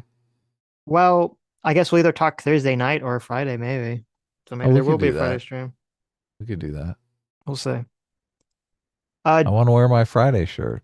There you go. JMac for $20 said audio. That was when we didn't I have know. the- Thank you, J-Mac. Thank you. Deej Nuts for $3 says Kamala during a bear market, quote, your risk. Kamala during a bull market, quote, our profit. Yeah, that's the thing is like, unless there would, as I said, like, first of all, I think it's a terrible idea, but it'd be like it would be a completely nonsensical idea unless there was some sort of weird tax refund for previous years or something, which I don't even know how the fuck that would be. That feels like it'd be calculated so difficultly in such a complicated way. There's a complaint that people have been passing, which I'm not some kind of rich person, so I don't understand how it works, where supposedly if you have like a huge stock portfolio and you want to never liquidate it, you can just take out loans based on your stock portfolio and your unrealized gains. And I was like, okay, I get the concept of that, but then you have to pay back those loans eventually, right? Yeah. Like, so I don't understand how that doesn't work unless you're paying back it seemed like some people were saying, well, maybe you could keep the loan going literally until you die so that then the loan amount is taken out whenever like through the estate. And they were saying that through that process, it essentially creates some weird process where they get taxed less because it gets taken out of the estate and then the estate gets passed on to someone else or something. I don't know. It seemed like I was like, okay, maybe. And I was like, if that's really some big problem, I feel like there could be some way to circumvent that if some weird shenanigans are going on with that, other than, whatever this weird unrealized capital wealth tax gains thing is going to go through. I ran through that because I was thinking, this is how I want to do it. I don't want to pay any taxes. I'll just take out a big old loan. But Right. But yeah, so can eventually you you, got I to pay mean, the money back. Like I don't. right. It's like okay, then I have to sell the stock to pay the money back, and then when I sell the stock, I have to pay the capital gains on the stock. So Yeah, where? but How like, do I save the money? are they literally doing, and I don't know, I'm not rich enough to know this. Are there literally scenarios where people take out like 40, 50, 60-year loans on their investment and the banks are just like, yeah, okay, we'll just hold this interest rate accruing loan until you die? Is that like a thing? Or they just keep refinancing? I have no, it just seems weird to me. I Hmm. don't understand exactly how it works, but Sketch for 25 months. Thanks so much. Says the left can't troll, they can only bully. I mean, isn't that sense? I don't really see a distinction between the two. Yeah, Is there a trolling is kind distinction? of bullying, isn't it? It's a form. I mean, trolling is a form of bullying. So, I mean, I think what you're intuiting is that you think that the left's trolling is a far more blunt instrument than the right's trolling, which I don't know. I have to think about that. I may or may not agree with that. Varied Horse for $10 says when Obama ran in '08, the South was nuts. People were 100% saying he was the second coming of Christ, and the A small like Q follower amount said Antichrist, easily much hero worship as MAGA, if not more. Yeah, no, completely, completely. That is the Oh way it yeah, was. Yeah, and I think that's part of what like led the the opponents of him to like just fucking hate his guts. I think whenever one side hero worships someone, the other side just instinctively just despises them. yeah. They're So, jealous that they have such a great candidate. They're like, why can't we have a great candidate like that? right. Joey Hollywood Films for $10. Thank you so much. Says Sitch, been listening for a few years, and my only two super chats are Battlestar Galactica related. Sorry, that's okay. On a different note, do you think what Janeway did to Tuvix was justified? Would love to hear your thoughts on it. So, I'm curious to your thoughts on this, Adam. So, there was an episode of Star Trek Voyager where, Right. due to, I believe it was due to some kind of transporter accident or something, two crew members get merged into being one entity, one person. Wow, that's quite an accident, right? Yes, yes. And they're trying to figure out how to like separate them, but at the end of the episode they decide, or that one person decides that they don't want to be separated, Okay. and then Janeway says fuck you, I'm separating you against your will, right? Like Right. forces them to do it. So do you think that's the moral, like what do you think? Do you think that's moral or not? Yeah, I think it's the right thing to do because you're not really getting good information out of the single person. Like there's no way to tell if one person is did they kind of merge their consciousness or were there two Yes, consciousness going on? they're completely merged, so it's one consciousness that's some combination of both of them combined. Yeah, see, you don't know if like one consciousness has the up like you've created a completely new person. Yeah. Right, exactly, yeah. Yeah. Nah, it's better to put things back the way they were. I would say I agree with you, and the way I look at it is the reason for that is when you separate the two people and then you talk to them, they're both like, "Oh, I'm happy that you separated us." Right? When they're in that state of mind where they're two separate people, they want to be separated. They only Right. wanted to be combined when they're in the state of mind of being combined. And so I kind of look at that as like it's almost like an inebriated state. Right. It's Yeah. not like the normal quote natural state of things. So I do think Jane, like if she separated them and then afterwards they were both like, oh, like we wanted to go back, then I'd be like, oh, and then I was wrong. But if they're both like happy that they're separated, then I think that was the right decision. Yeah, look, that's what you do. You say, look, we're going to separate you. We'll ask you if you guys want to go back together. And if you do, whoosh, we'll put you right back Well, together I don't again. know. I don't know if they could like recreate the accident, but We'll clone both of you. We'll take the clones and we'll try to okay. put the clones back together and hope it still There you works. go. There you go. And then you can all make out. Right. Oshacy for $5 says the capital gains tax increase is a huge deal and will destroy investment big time. Yeah, I know. I mean, I agree. I think it's a lesser deal than the unrealized wealth tax, but it is still, I mean, essentially doubling the capital gains tax will definitely influence people's behavior in some way. So Right. Well, it might stimulate demand, though. I don't know. I have no clue what it would do. Brian for $10, thank you. Says the left just doesn't understand incentives in the economy and how that works. Kamala promising price caps and a wealth tax will destroy our economy and country. Yeah, It's I definitely tend going to to fuck up agree. the economy. So I don't. If passing them will, Mm-hmm. I don't know that promising them will. Right. Well, yeah, sure. J-Mac, thanks so much to Circuit Follow for $20. Says I pay about $20,000 to $40,000 every year for taxes. My grandfather pays significantly more.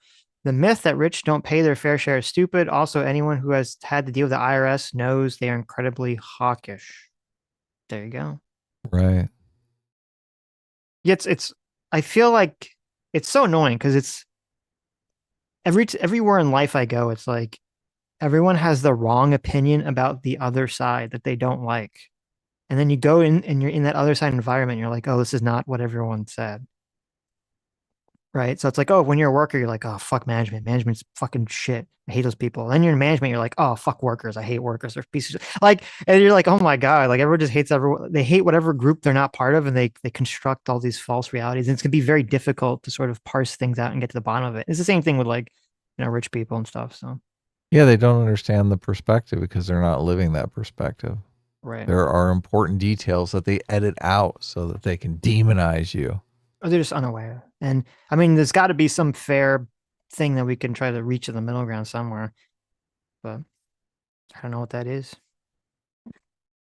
Sir, hostess of Liver for 200 Kazark says, today I presented my screen recorded animation at company weekly meetings, and I accidentally recorded your last stream, specifically the part where Sitch says he wants Adam to look at him the way AOC looks at that reporter. No way. That's too cool. Well, first of all, that's hilarious. But secondly, I'm glad it was that part and not something a little bit more spicy. So you gotta be careful. Be careful. What was the reaction? What did they say? Yeah, what was the reaction? How did they like it? Long story short, for $5 says billionaires usually don't pay capital gains. They transfer their stocks to a foundation, which makes them non-taxable, but they still have control. Yeah, I've heard about that. And I do have questions about how exactly that works. Because again, I don't understand all the weird intricacies to these things. Where like if you're very rich, you have the foundation that's like a charity, and then can you like work for the charity and pay yourself? But then if you paid yourself, it'd still be taxed. So I don't know. I don't really understand how any of this shit works. Right. So yeah, we need to figure that out. We want to pay zero taxes, right? Well, if there's some, and this is I think the issue, if there's some way in which very rich people are taking advantage of the system because everyone's trying to like pay as little taxes as possible. I understand that they're doing some shenanigans through foundations or whatever. I feel like you just have to target these specific things where having just a blanket taxation on unrealized gains, that feels like you're just throwing your hands up in the air and saying, fuck it.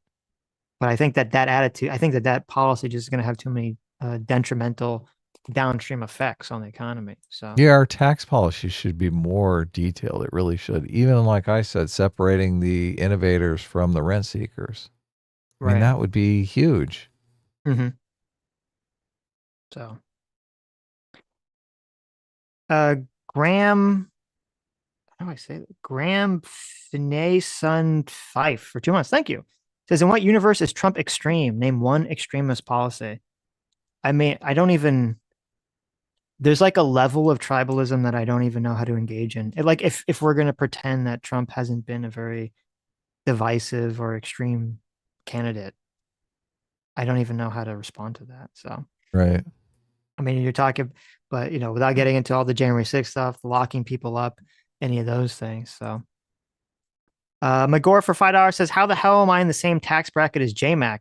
It's a bougie ass problem, but it hurts. I have 3 kids and I want to send to private school. Wow. There you go. Look at that. Wow. Interesting. RBGH fan for $5 says, if commie law is elected, we will go through a recession. In my opinion, we may anyway with Trump because of massive unvetted money printing under him and Biden. Yeah, I think the economy is probably going to go for a recession regardless of anything that we do. Or, I mean, regardless of who wins, essentially. So, what makes you say that? Because it's just like things after COVID ended, there was like this massive ramp up, this very hot economy. Everything kind of went crazy. Things are very overvalued. Inflation kicks in, and now it's just like things are kind of chilling out. I feel like this is going to be things going down now. Now, I don't know if it's going to be like a big, you know, huge crash. I don't think it's going to be a big, huge crash or anything, but I think things are just going to go down. I think things are going to go down regardless. And whoever's president is going to get blamed for it, even if they have nothing to do with it. So, It's just funny because that is the thing every investor is always focused on. Are we going to have a recession? When are we going to have the recession? Is the recession right. coming? Is the recession not going to come? Like all the stock market gains, all the recent stock market gains really have come on the back of people saying, "Oh, we're going to have a recession. We're going to have a recession. That recession is coming," as the Hmm. market just continues to climb higher and higher and higher. We Right. just had like that 1 day pullback. I think it was like 10%. Well, the market's already regained that 10% and could be pushing higher any day now. So Right. like I wish I had the kind of confidence that you have that we're going to have a recession. I don't have the confidence yet. I'm just saying, it just seems like that's the Yeah. direction we're going to go in. I don't So, know that we are, to be honest okay. with you. Look, Hmm. we might, they're probably going to cut interest rates at the September meeting here. So Right. we'll see what happens. But Hmm.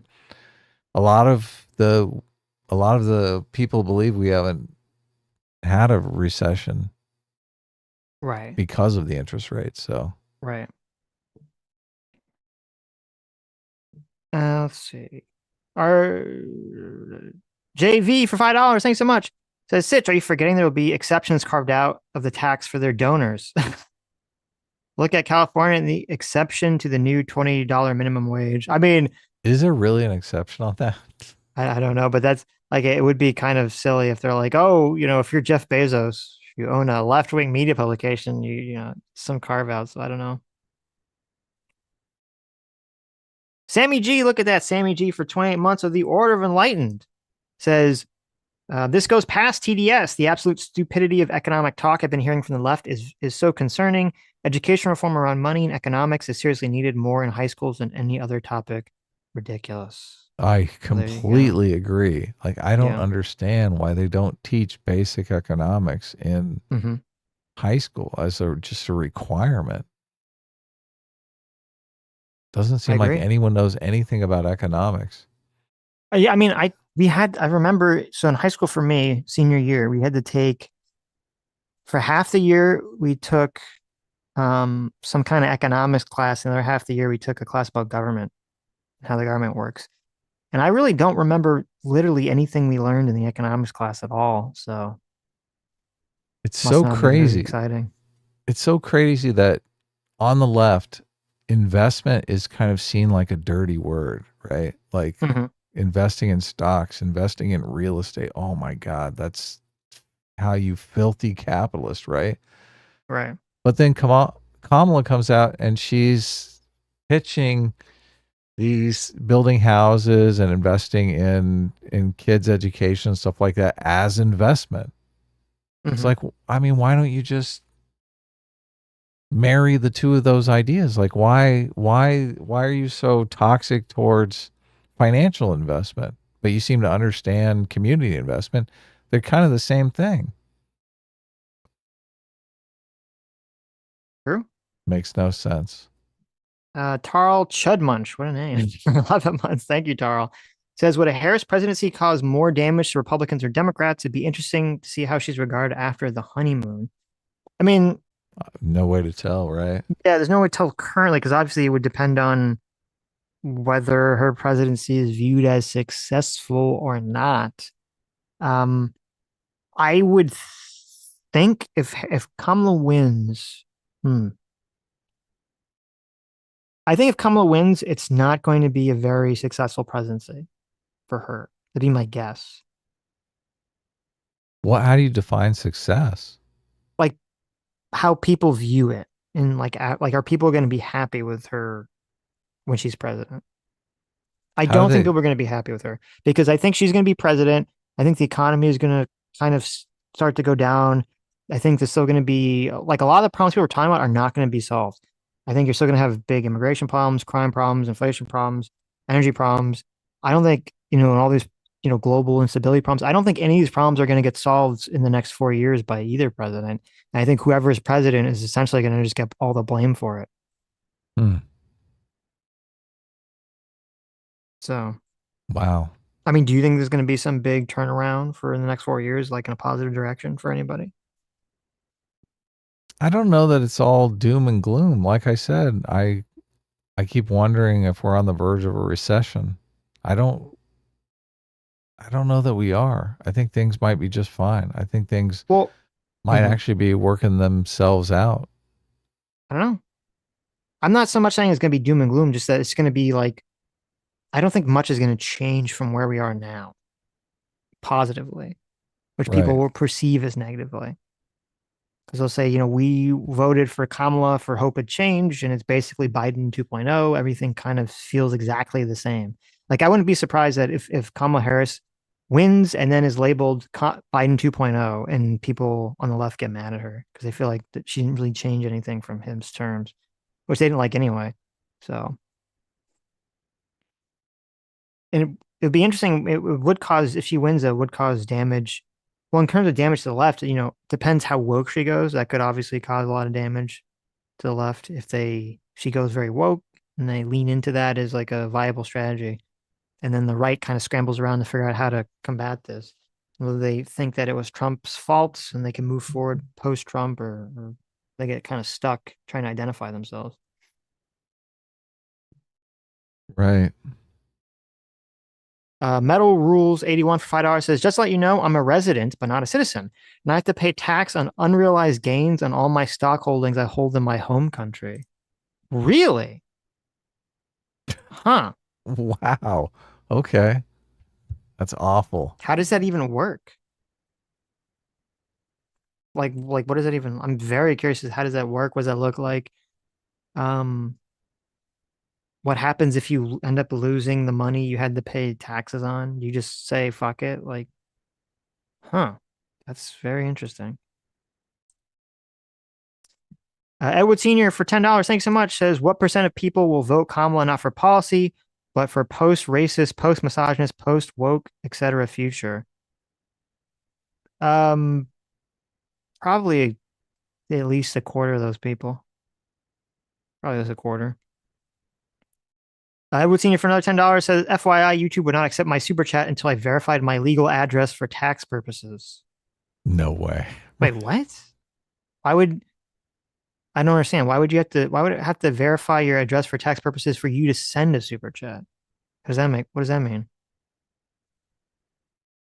What do you think Unless, what do you think the unless home there, ownership rate is in the United States? well, unless there's some concern that people are using super chats to like launder money or something. Maybe that's what the concern is. I don't know. What do I think the homeowner rate is? The home ownership rate is in the United States. What percentage of people own their own home? You Um, can't go over 100%, okay? Just so you know. Obviously. Can I say mid 40s? Mid like 45%? Yeah, in that range. Yeah. Okay. It's not that bad. It's higher than that. 65.2%. Oh, that's pretty good, Yeah. right? Okay. I looked it up just because I'm like, what metric should we judge Kamala's presidency by, right? Mm-hmm.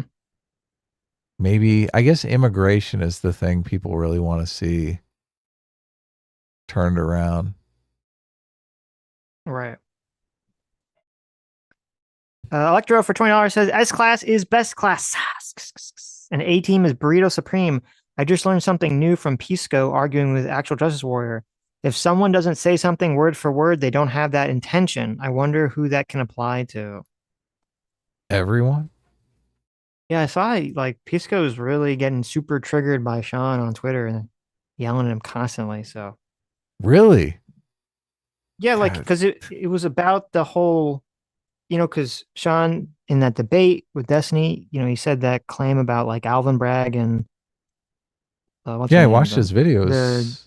It was the great. James lady, that they were like that they both ran off of prosecuting Trump, and I mean I feel like they both did. Am I mistaken? I thought they both made statements that had to do with talking about, or at least heavily implying, that they were going to prosecute Trump if they won their races. Yeah, I why is don't this a point remember of exact. contention? It seems obvious. Right. I don't remember what the exact statements were.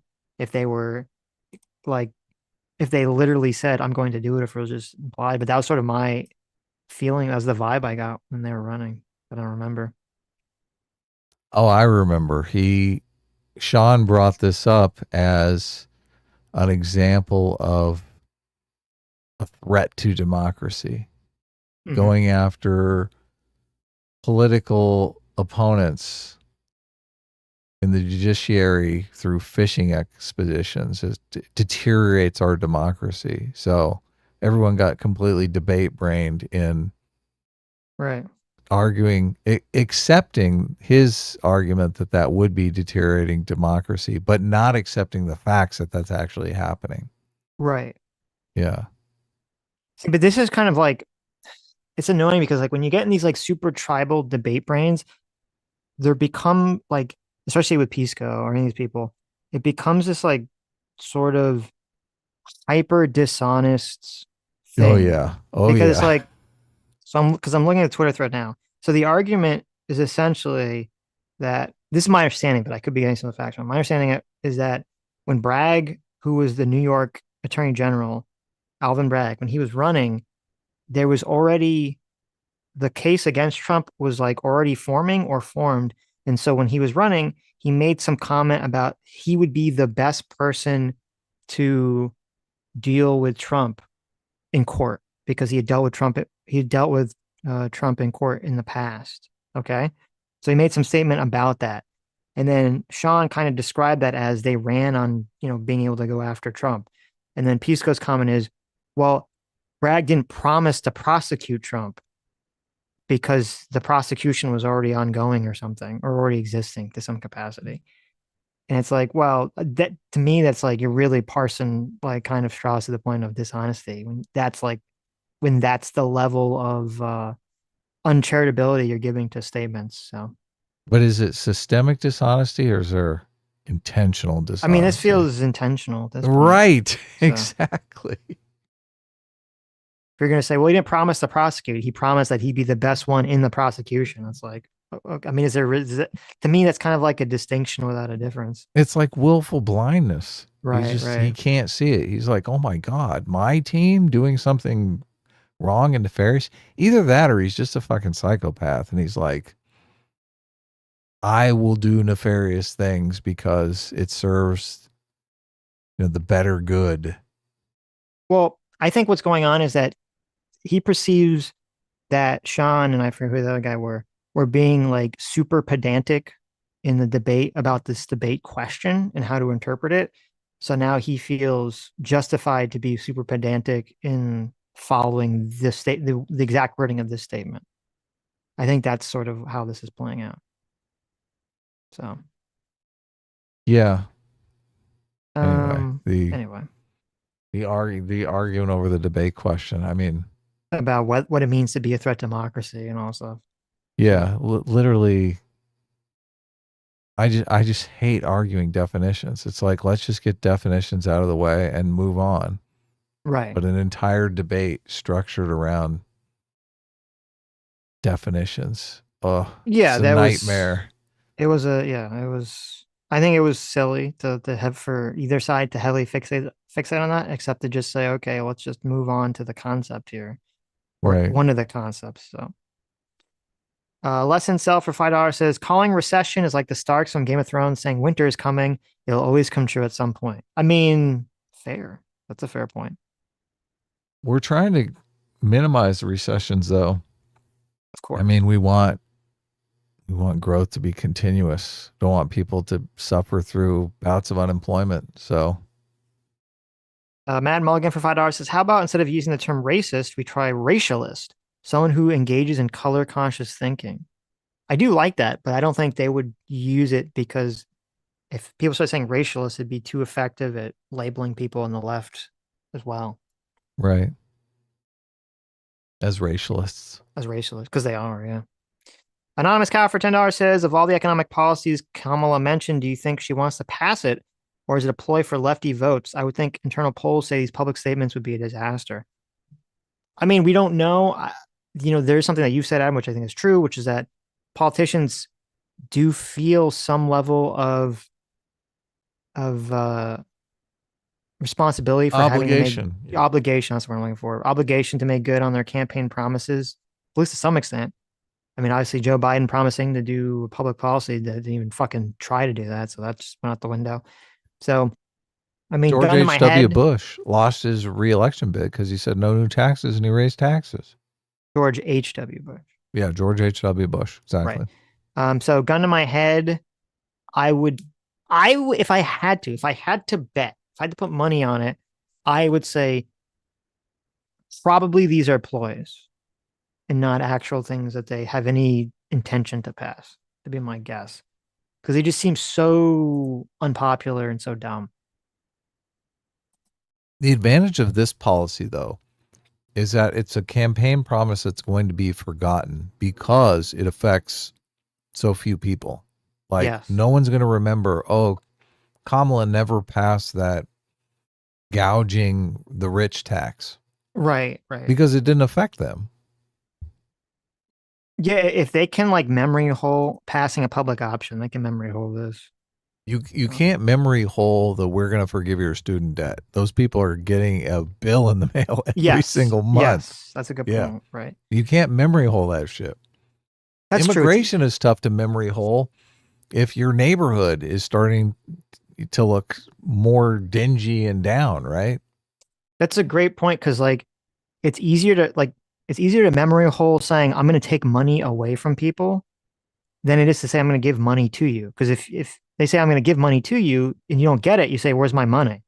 But if they say I'm going to take money away from someone, that person's not going to complain if the money doesn't take it away from them.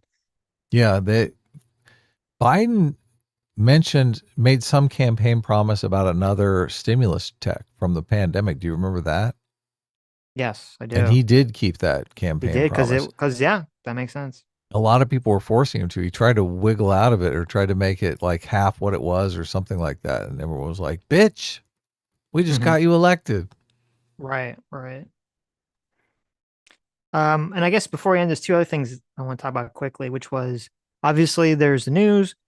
RFK's lady campaign manager, VP, who is this person? Someone with vice president candidate. She made this comment about the possibility of dropping out and supporting Trump. The comment seemed kind of vague to me, so it seemed kind of like it was just thrown out there. I don't know if it didn't seem like it was like a real bid, though. It could just be kind of reaching out there to try to.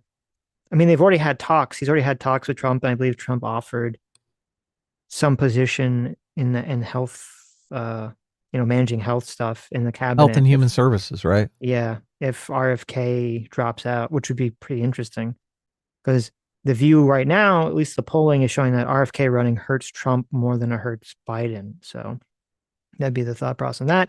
That would be an interesting little twist to the election to see.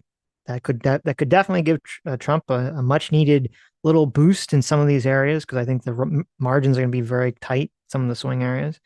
So that'd be good news for Trump if RFK drops out. I don't know if he will.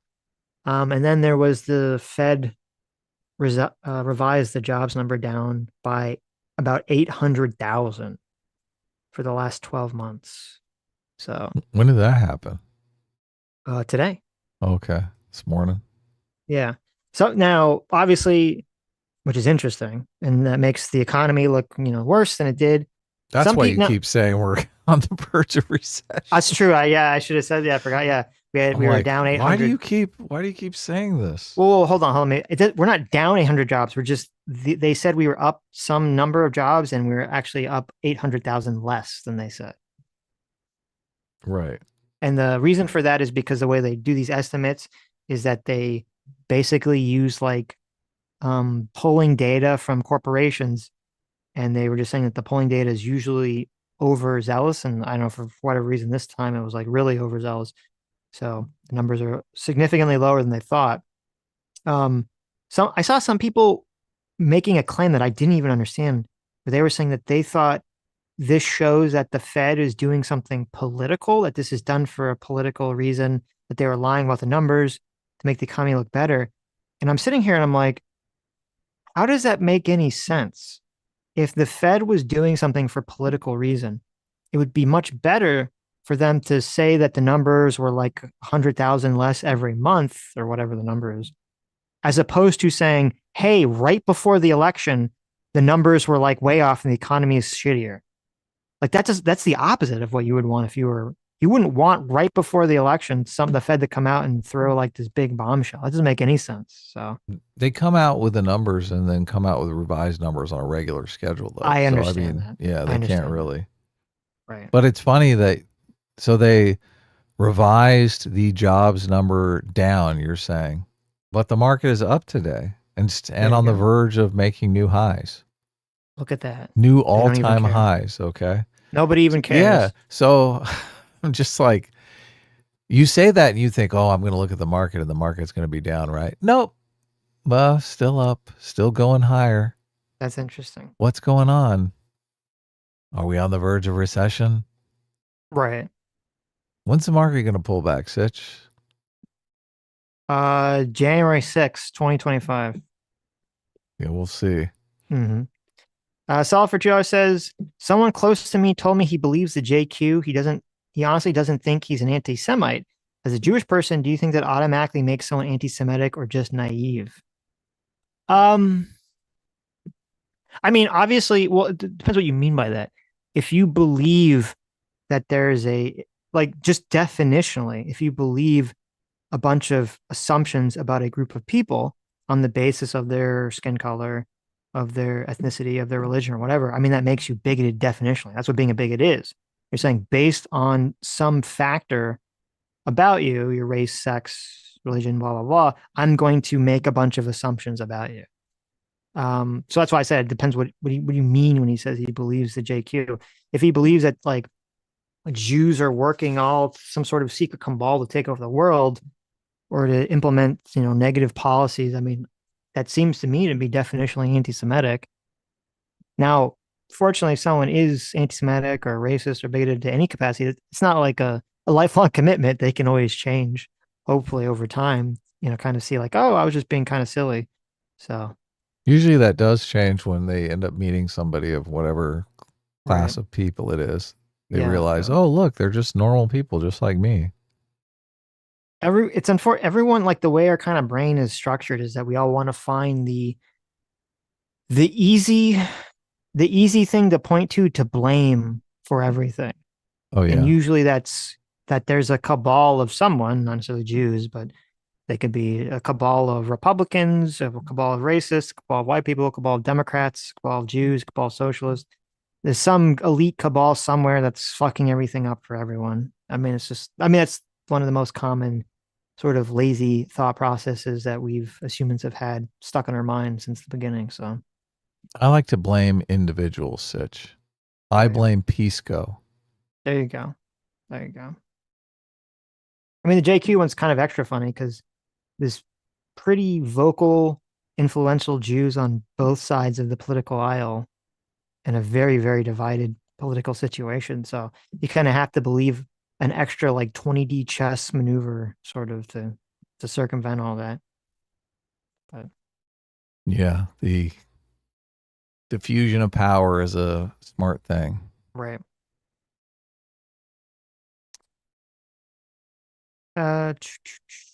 Mad Mulligan for $2 says that's what I meant to call out the far left. Oh, yeah. Oh, I see. I mean, I like it. I think I don't know, we could try it. I think it would be a little too confusing what it means to people. I don't know. We'll workshop it. It's definitely a good idea. Ashley for $2 says, Sitch, it's to justify a rate cut. I agree with Ostracy. That's probably Well, yeah, but do you exactly what's think going on. They so want to cut rates at that September meeting. They're right? like, okay, we need an excuse. Yeah, but so do you think that they're lying about the numbers just so they can justify a rate cut? I feel like they're going to cut the rate. Tougher question. See, but that's the thing. I feel like the Feds have been wanting to, or not the Feds necessarily, because they haven't. People have been wanting them to fucking cut rates for a while now. Like everyone I've ever talked to wants them to cut the rates. So I don't. I don't know if they would have to, like, I don't see why the Fed, if everyone wants them to do an action, they could just do it. They don't need to lie to No, they do. justify They the do need. action. They need justification, but I don't know No, but that they don't need to they would lie. manufacture the They justification. could just say, But they well, the do. I mean, these reports, they kind of Mhm. engineer them. They're like, the consumer price index. They're like, oh, we're going to take out food and energy, right? Right. What's food? What's energy? Oh, we'll throw natural gas in. We'll take oil. It's like, Well, and then mhm. also the jobs. It's like, well, are they seasonal jobs? Or they, Well, okay, listen. So if somebody takes the time, or someone has done this on Twitter, someone has a Twitter thread about this, you can send it to yes, me. yeah, If totally. someone has taken the time to look into the actual jobs report and says, look, the Fed did something very suspicious, like they removed certain industries or whatever to sort of create this number, which I don't know how you would. You'd have to add industries they don't normally add to create an increased decline, not it, in the first place. I don't believe the Fed 10D chest from last year overinflate the numbers with the intention of underinflating it a year later to cut the rate. Like that's just too Machiavellian for me to believe is a thing. So, Wow, but look at anyway, this. A Russian bot. No, I guess we got to check your DMs. so what? Russian bot for 159 Aussie dollars. Thank you so much, Bot. Giddy guys, please, one of you guys check your Twitter DMs. Ran Logan. Did you, this is what I keep trying to do. I want to weaponize Sitch's research skills to actually make me money. Like I want him to tell me when the recession is coming. I don't want to dig in and do all that detail work. Sitch is so much better at it. But I mean, I do want to make money knowing when the big recession is going to hit. Then Brand, send me a normal tweet because I don't see any messages from you at all. Do you see anything from him? Let me look. I'll take a look here. I don't see anything from him. So send me a normal tweet. Oh wait, no, I'm crazy. I do see it. I'm crazy. Okay, here we go. I'd like to super chat this, but it's too cumbersome to have to send as a bunch of different chats. I'll be sending $100. Well, thank you so much. Hey guys, I want to comment on why JD Vance's Gangs of New York example is good and why I think Sitch didn't intuitively know why. If your government allows mass immigration, the standard result is that immigrants will form ethnic enclaves. This behavior has been shown in the past to cause racial tensions, even in otherwise very tolerant societies. See the UK right now. So if your citizens start to become super racist and fight with the immigrants in these enclaves, like in the gangs in New York, it's the fault of the government's poor policy, which was Vance's point. It's the government's responsibility to ensure the well-being of its citizens and the people they allow to immigrate. So preventing the formation of ethnic enclaves is essential. This is what the sanctity, degradation, moral foundation is all about. And I believe Sitch missed this and viewed it from a xenophilic perspective because he doesn't have this moral foundation. I want to add this because it feels weird for my first super chat to be disagreement. You guys are amazing, and I loved your show for the last 6 years. When you pulled me out of the right-wing bubble, I think I watched every episode, but I may have missed a couple. P.S. My elephant is 18, but my writer is S-class. Well, Well, that's thank you so much. awesome. That's Yeah. that's very kind. No, I understand exactly what you're saying. I should have articulated what I said more clearly because I know exactly what you're saying, and that was kind of my impression of what he meant to say. Was that what he was saying was you get these ethnic enclaves of people, and that creates tension in society. And you're correct, and I don't think that we should be allowing that in our society. I even talked about, having immigration policies where you intentionally spread people across to kind of prevent that and to kind of promote assimilation. Um, the I think the issue is that when he made the statement, it's going to be interpreted as him, for at least people on the left, I think would interpret it. And I think even moderates interpret it as him saying that the people immigrating are the ones doing the crime. Right? They're not going to necessarily interpret it the way that you're saying, even if people on the right interpret it that way, which is that having an ethnic enclave form makes people become racist or makes them start to fight or something. Which even then, even when that's true, which it is true, I think that's kind of a bad political message because it's sort of like saying, oh well, my side of the political aisle is racist And so we need to prevent ethnic enclaves from forming because that's going to like activate the racists on my side. I don't think that'd be like good political messaging. I think the better messaging would have just been for him to leave out the gangs in New York thing, which most people will interpret as simply just the racists and gangs in New York are just the bad guys. The Irish are not remotely at fault for existing in an ethnic enclave in New York.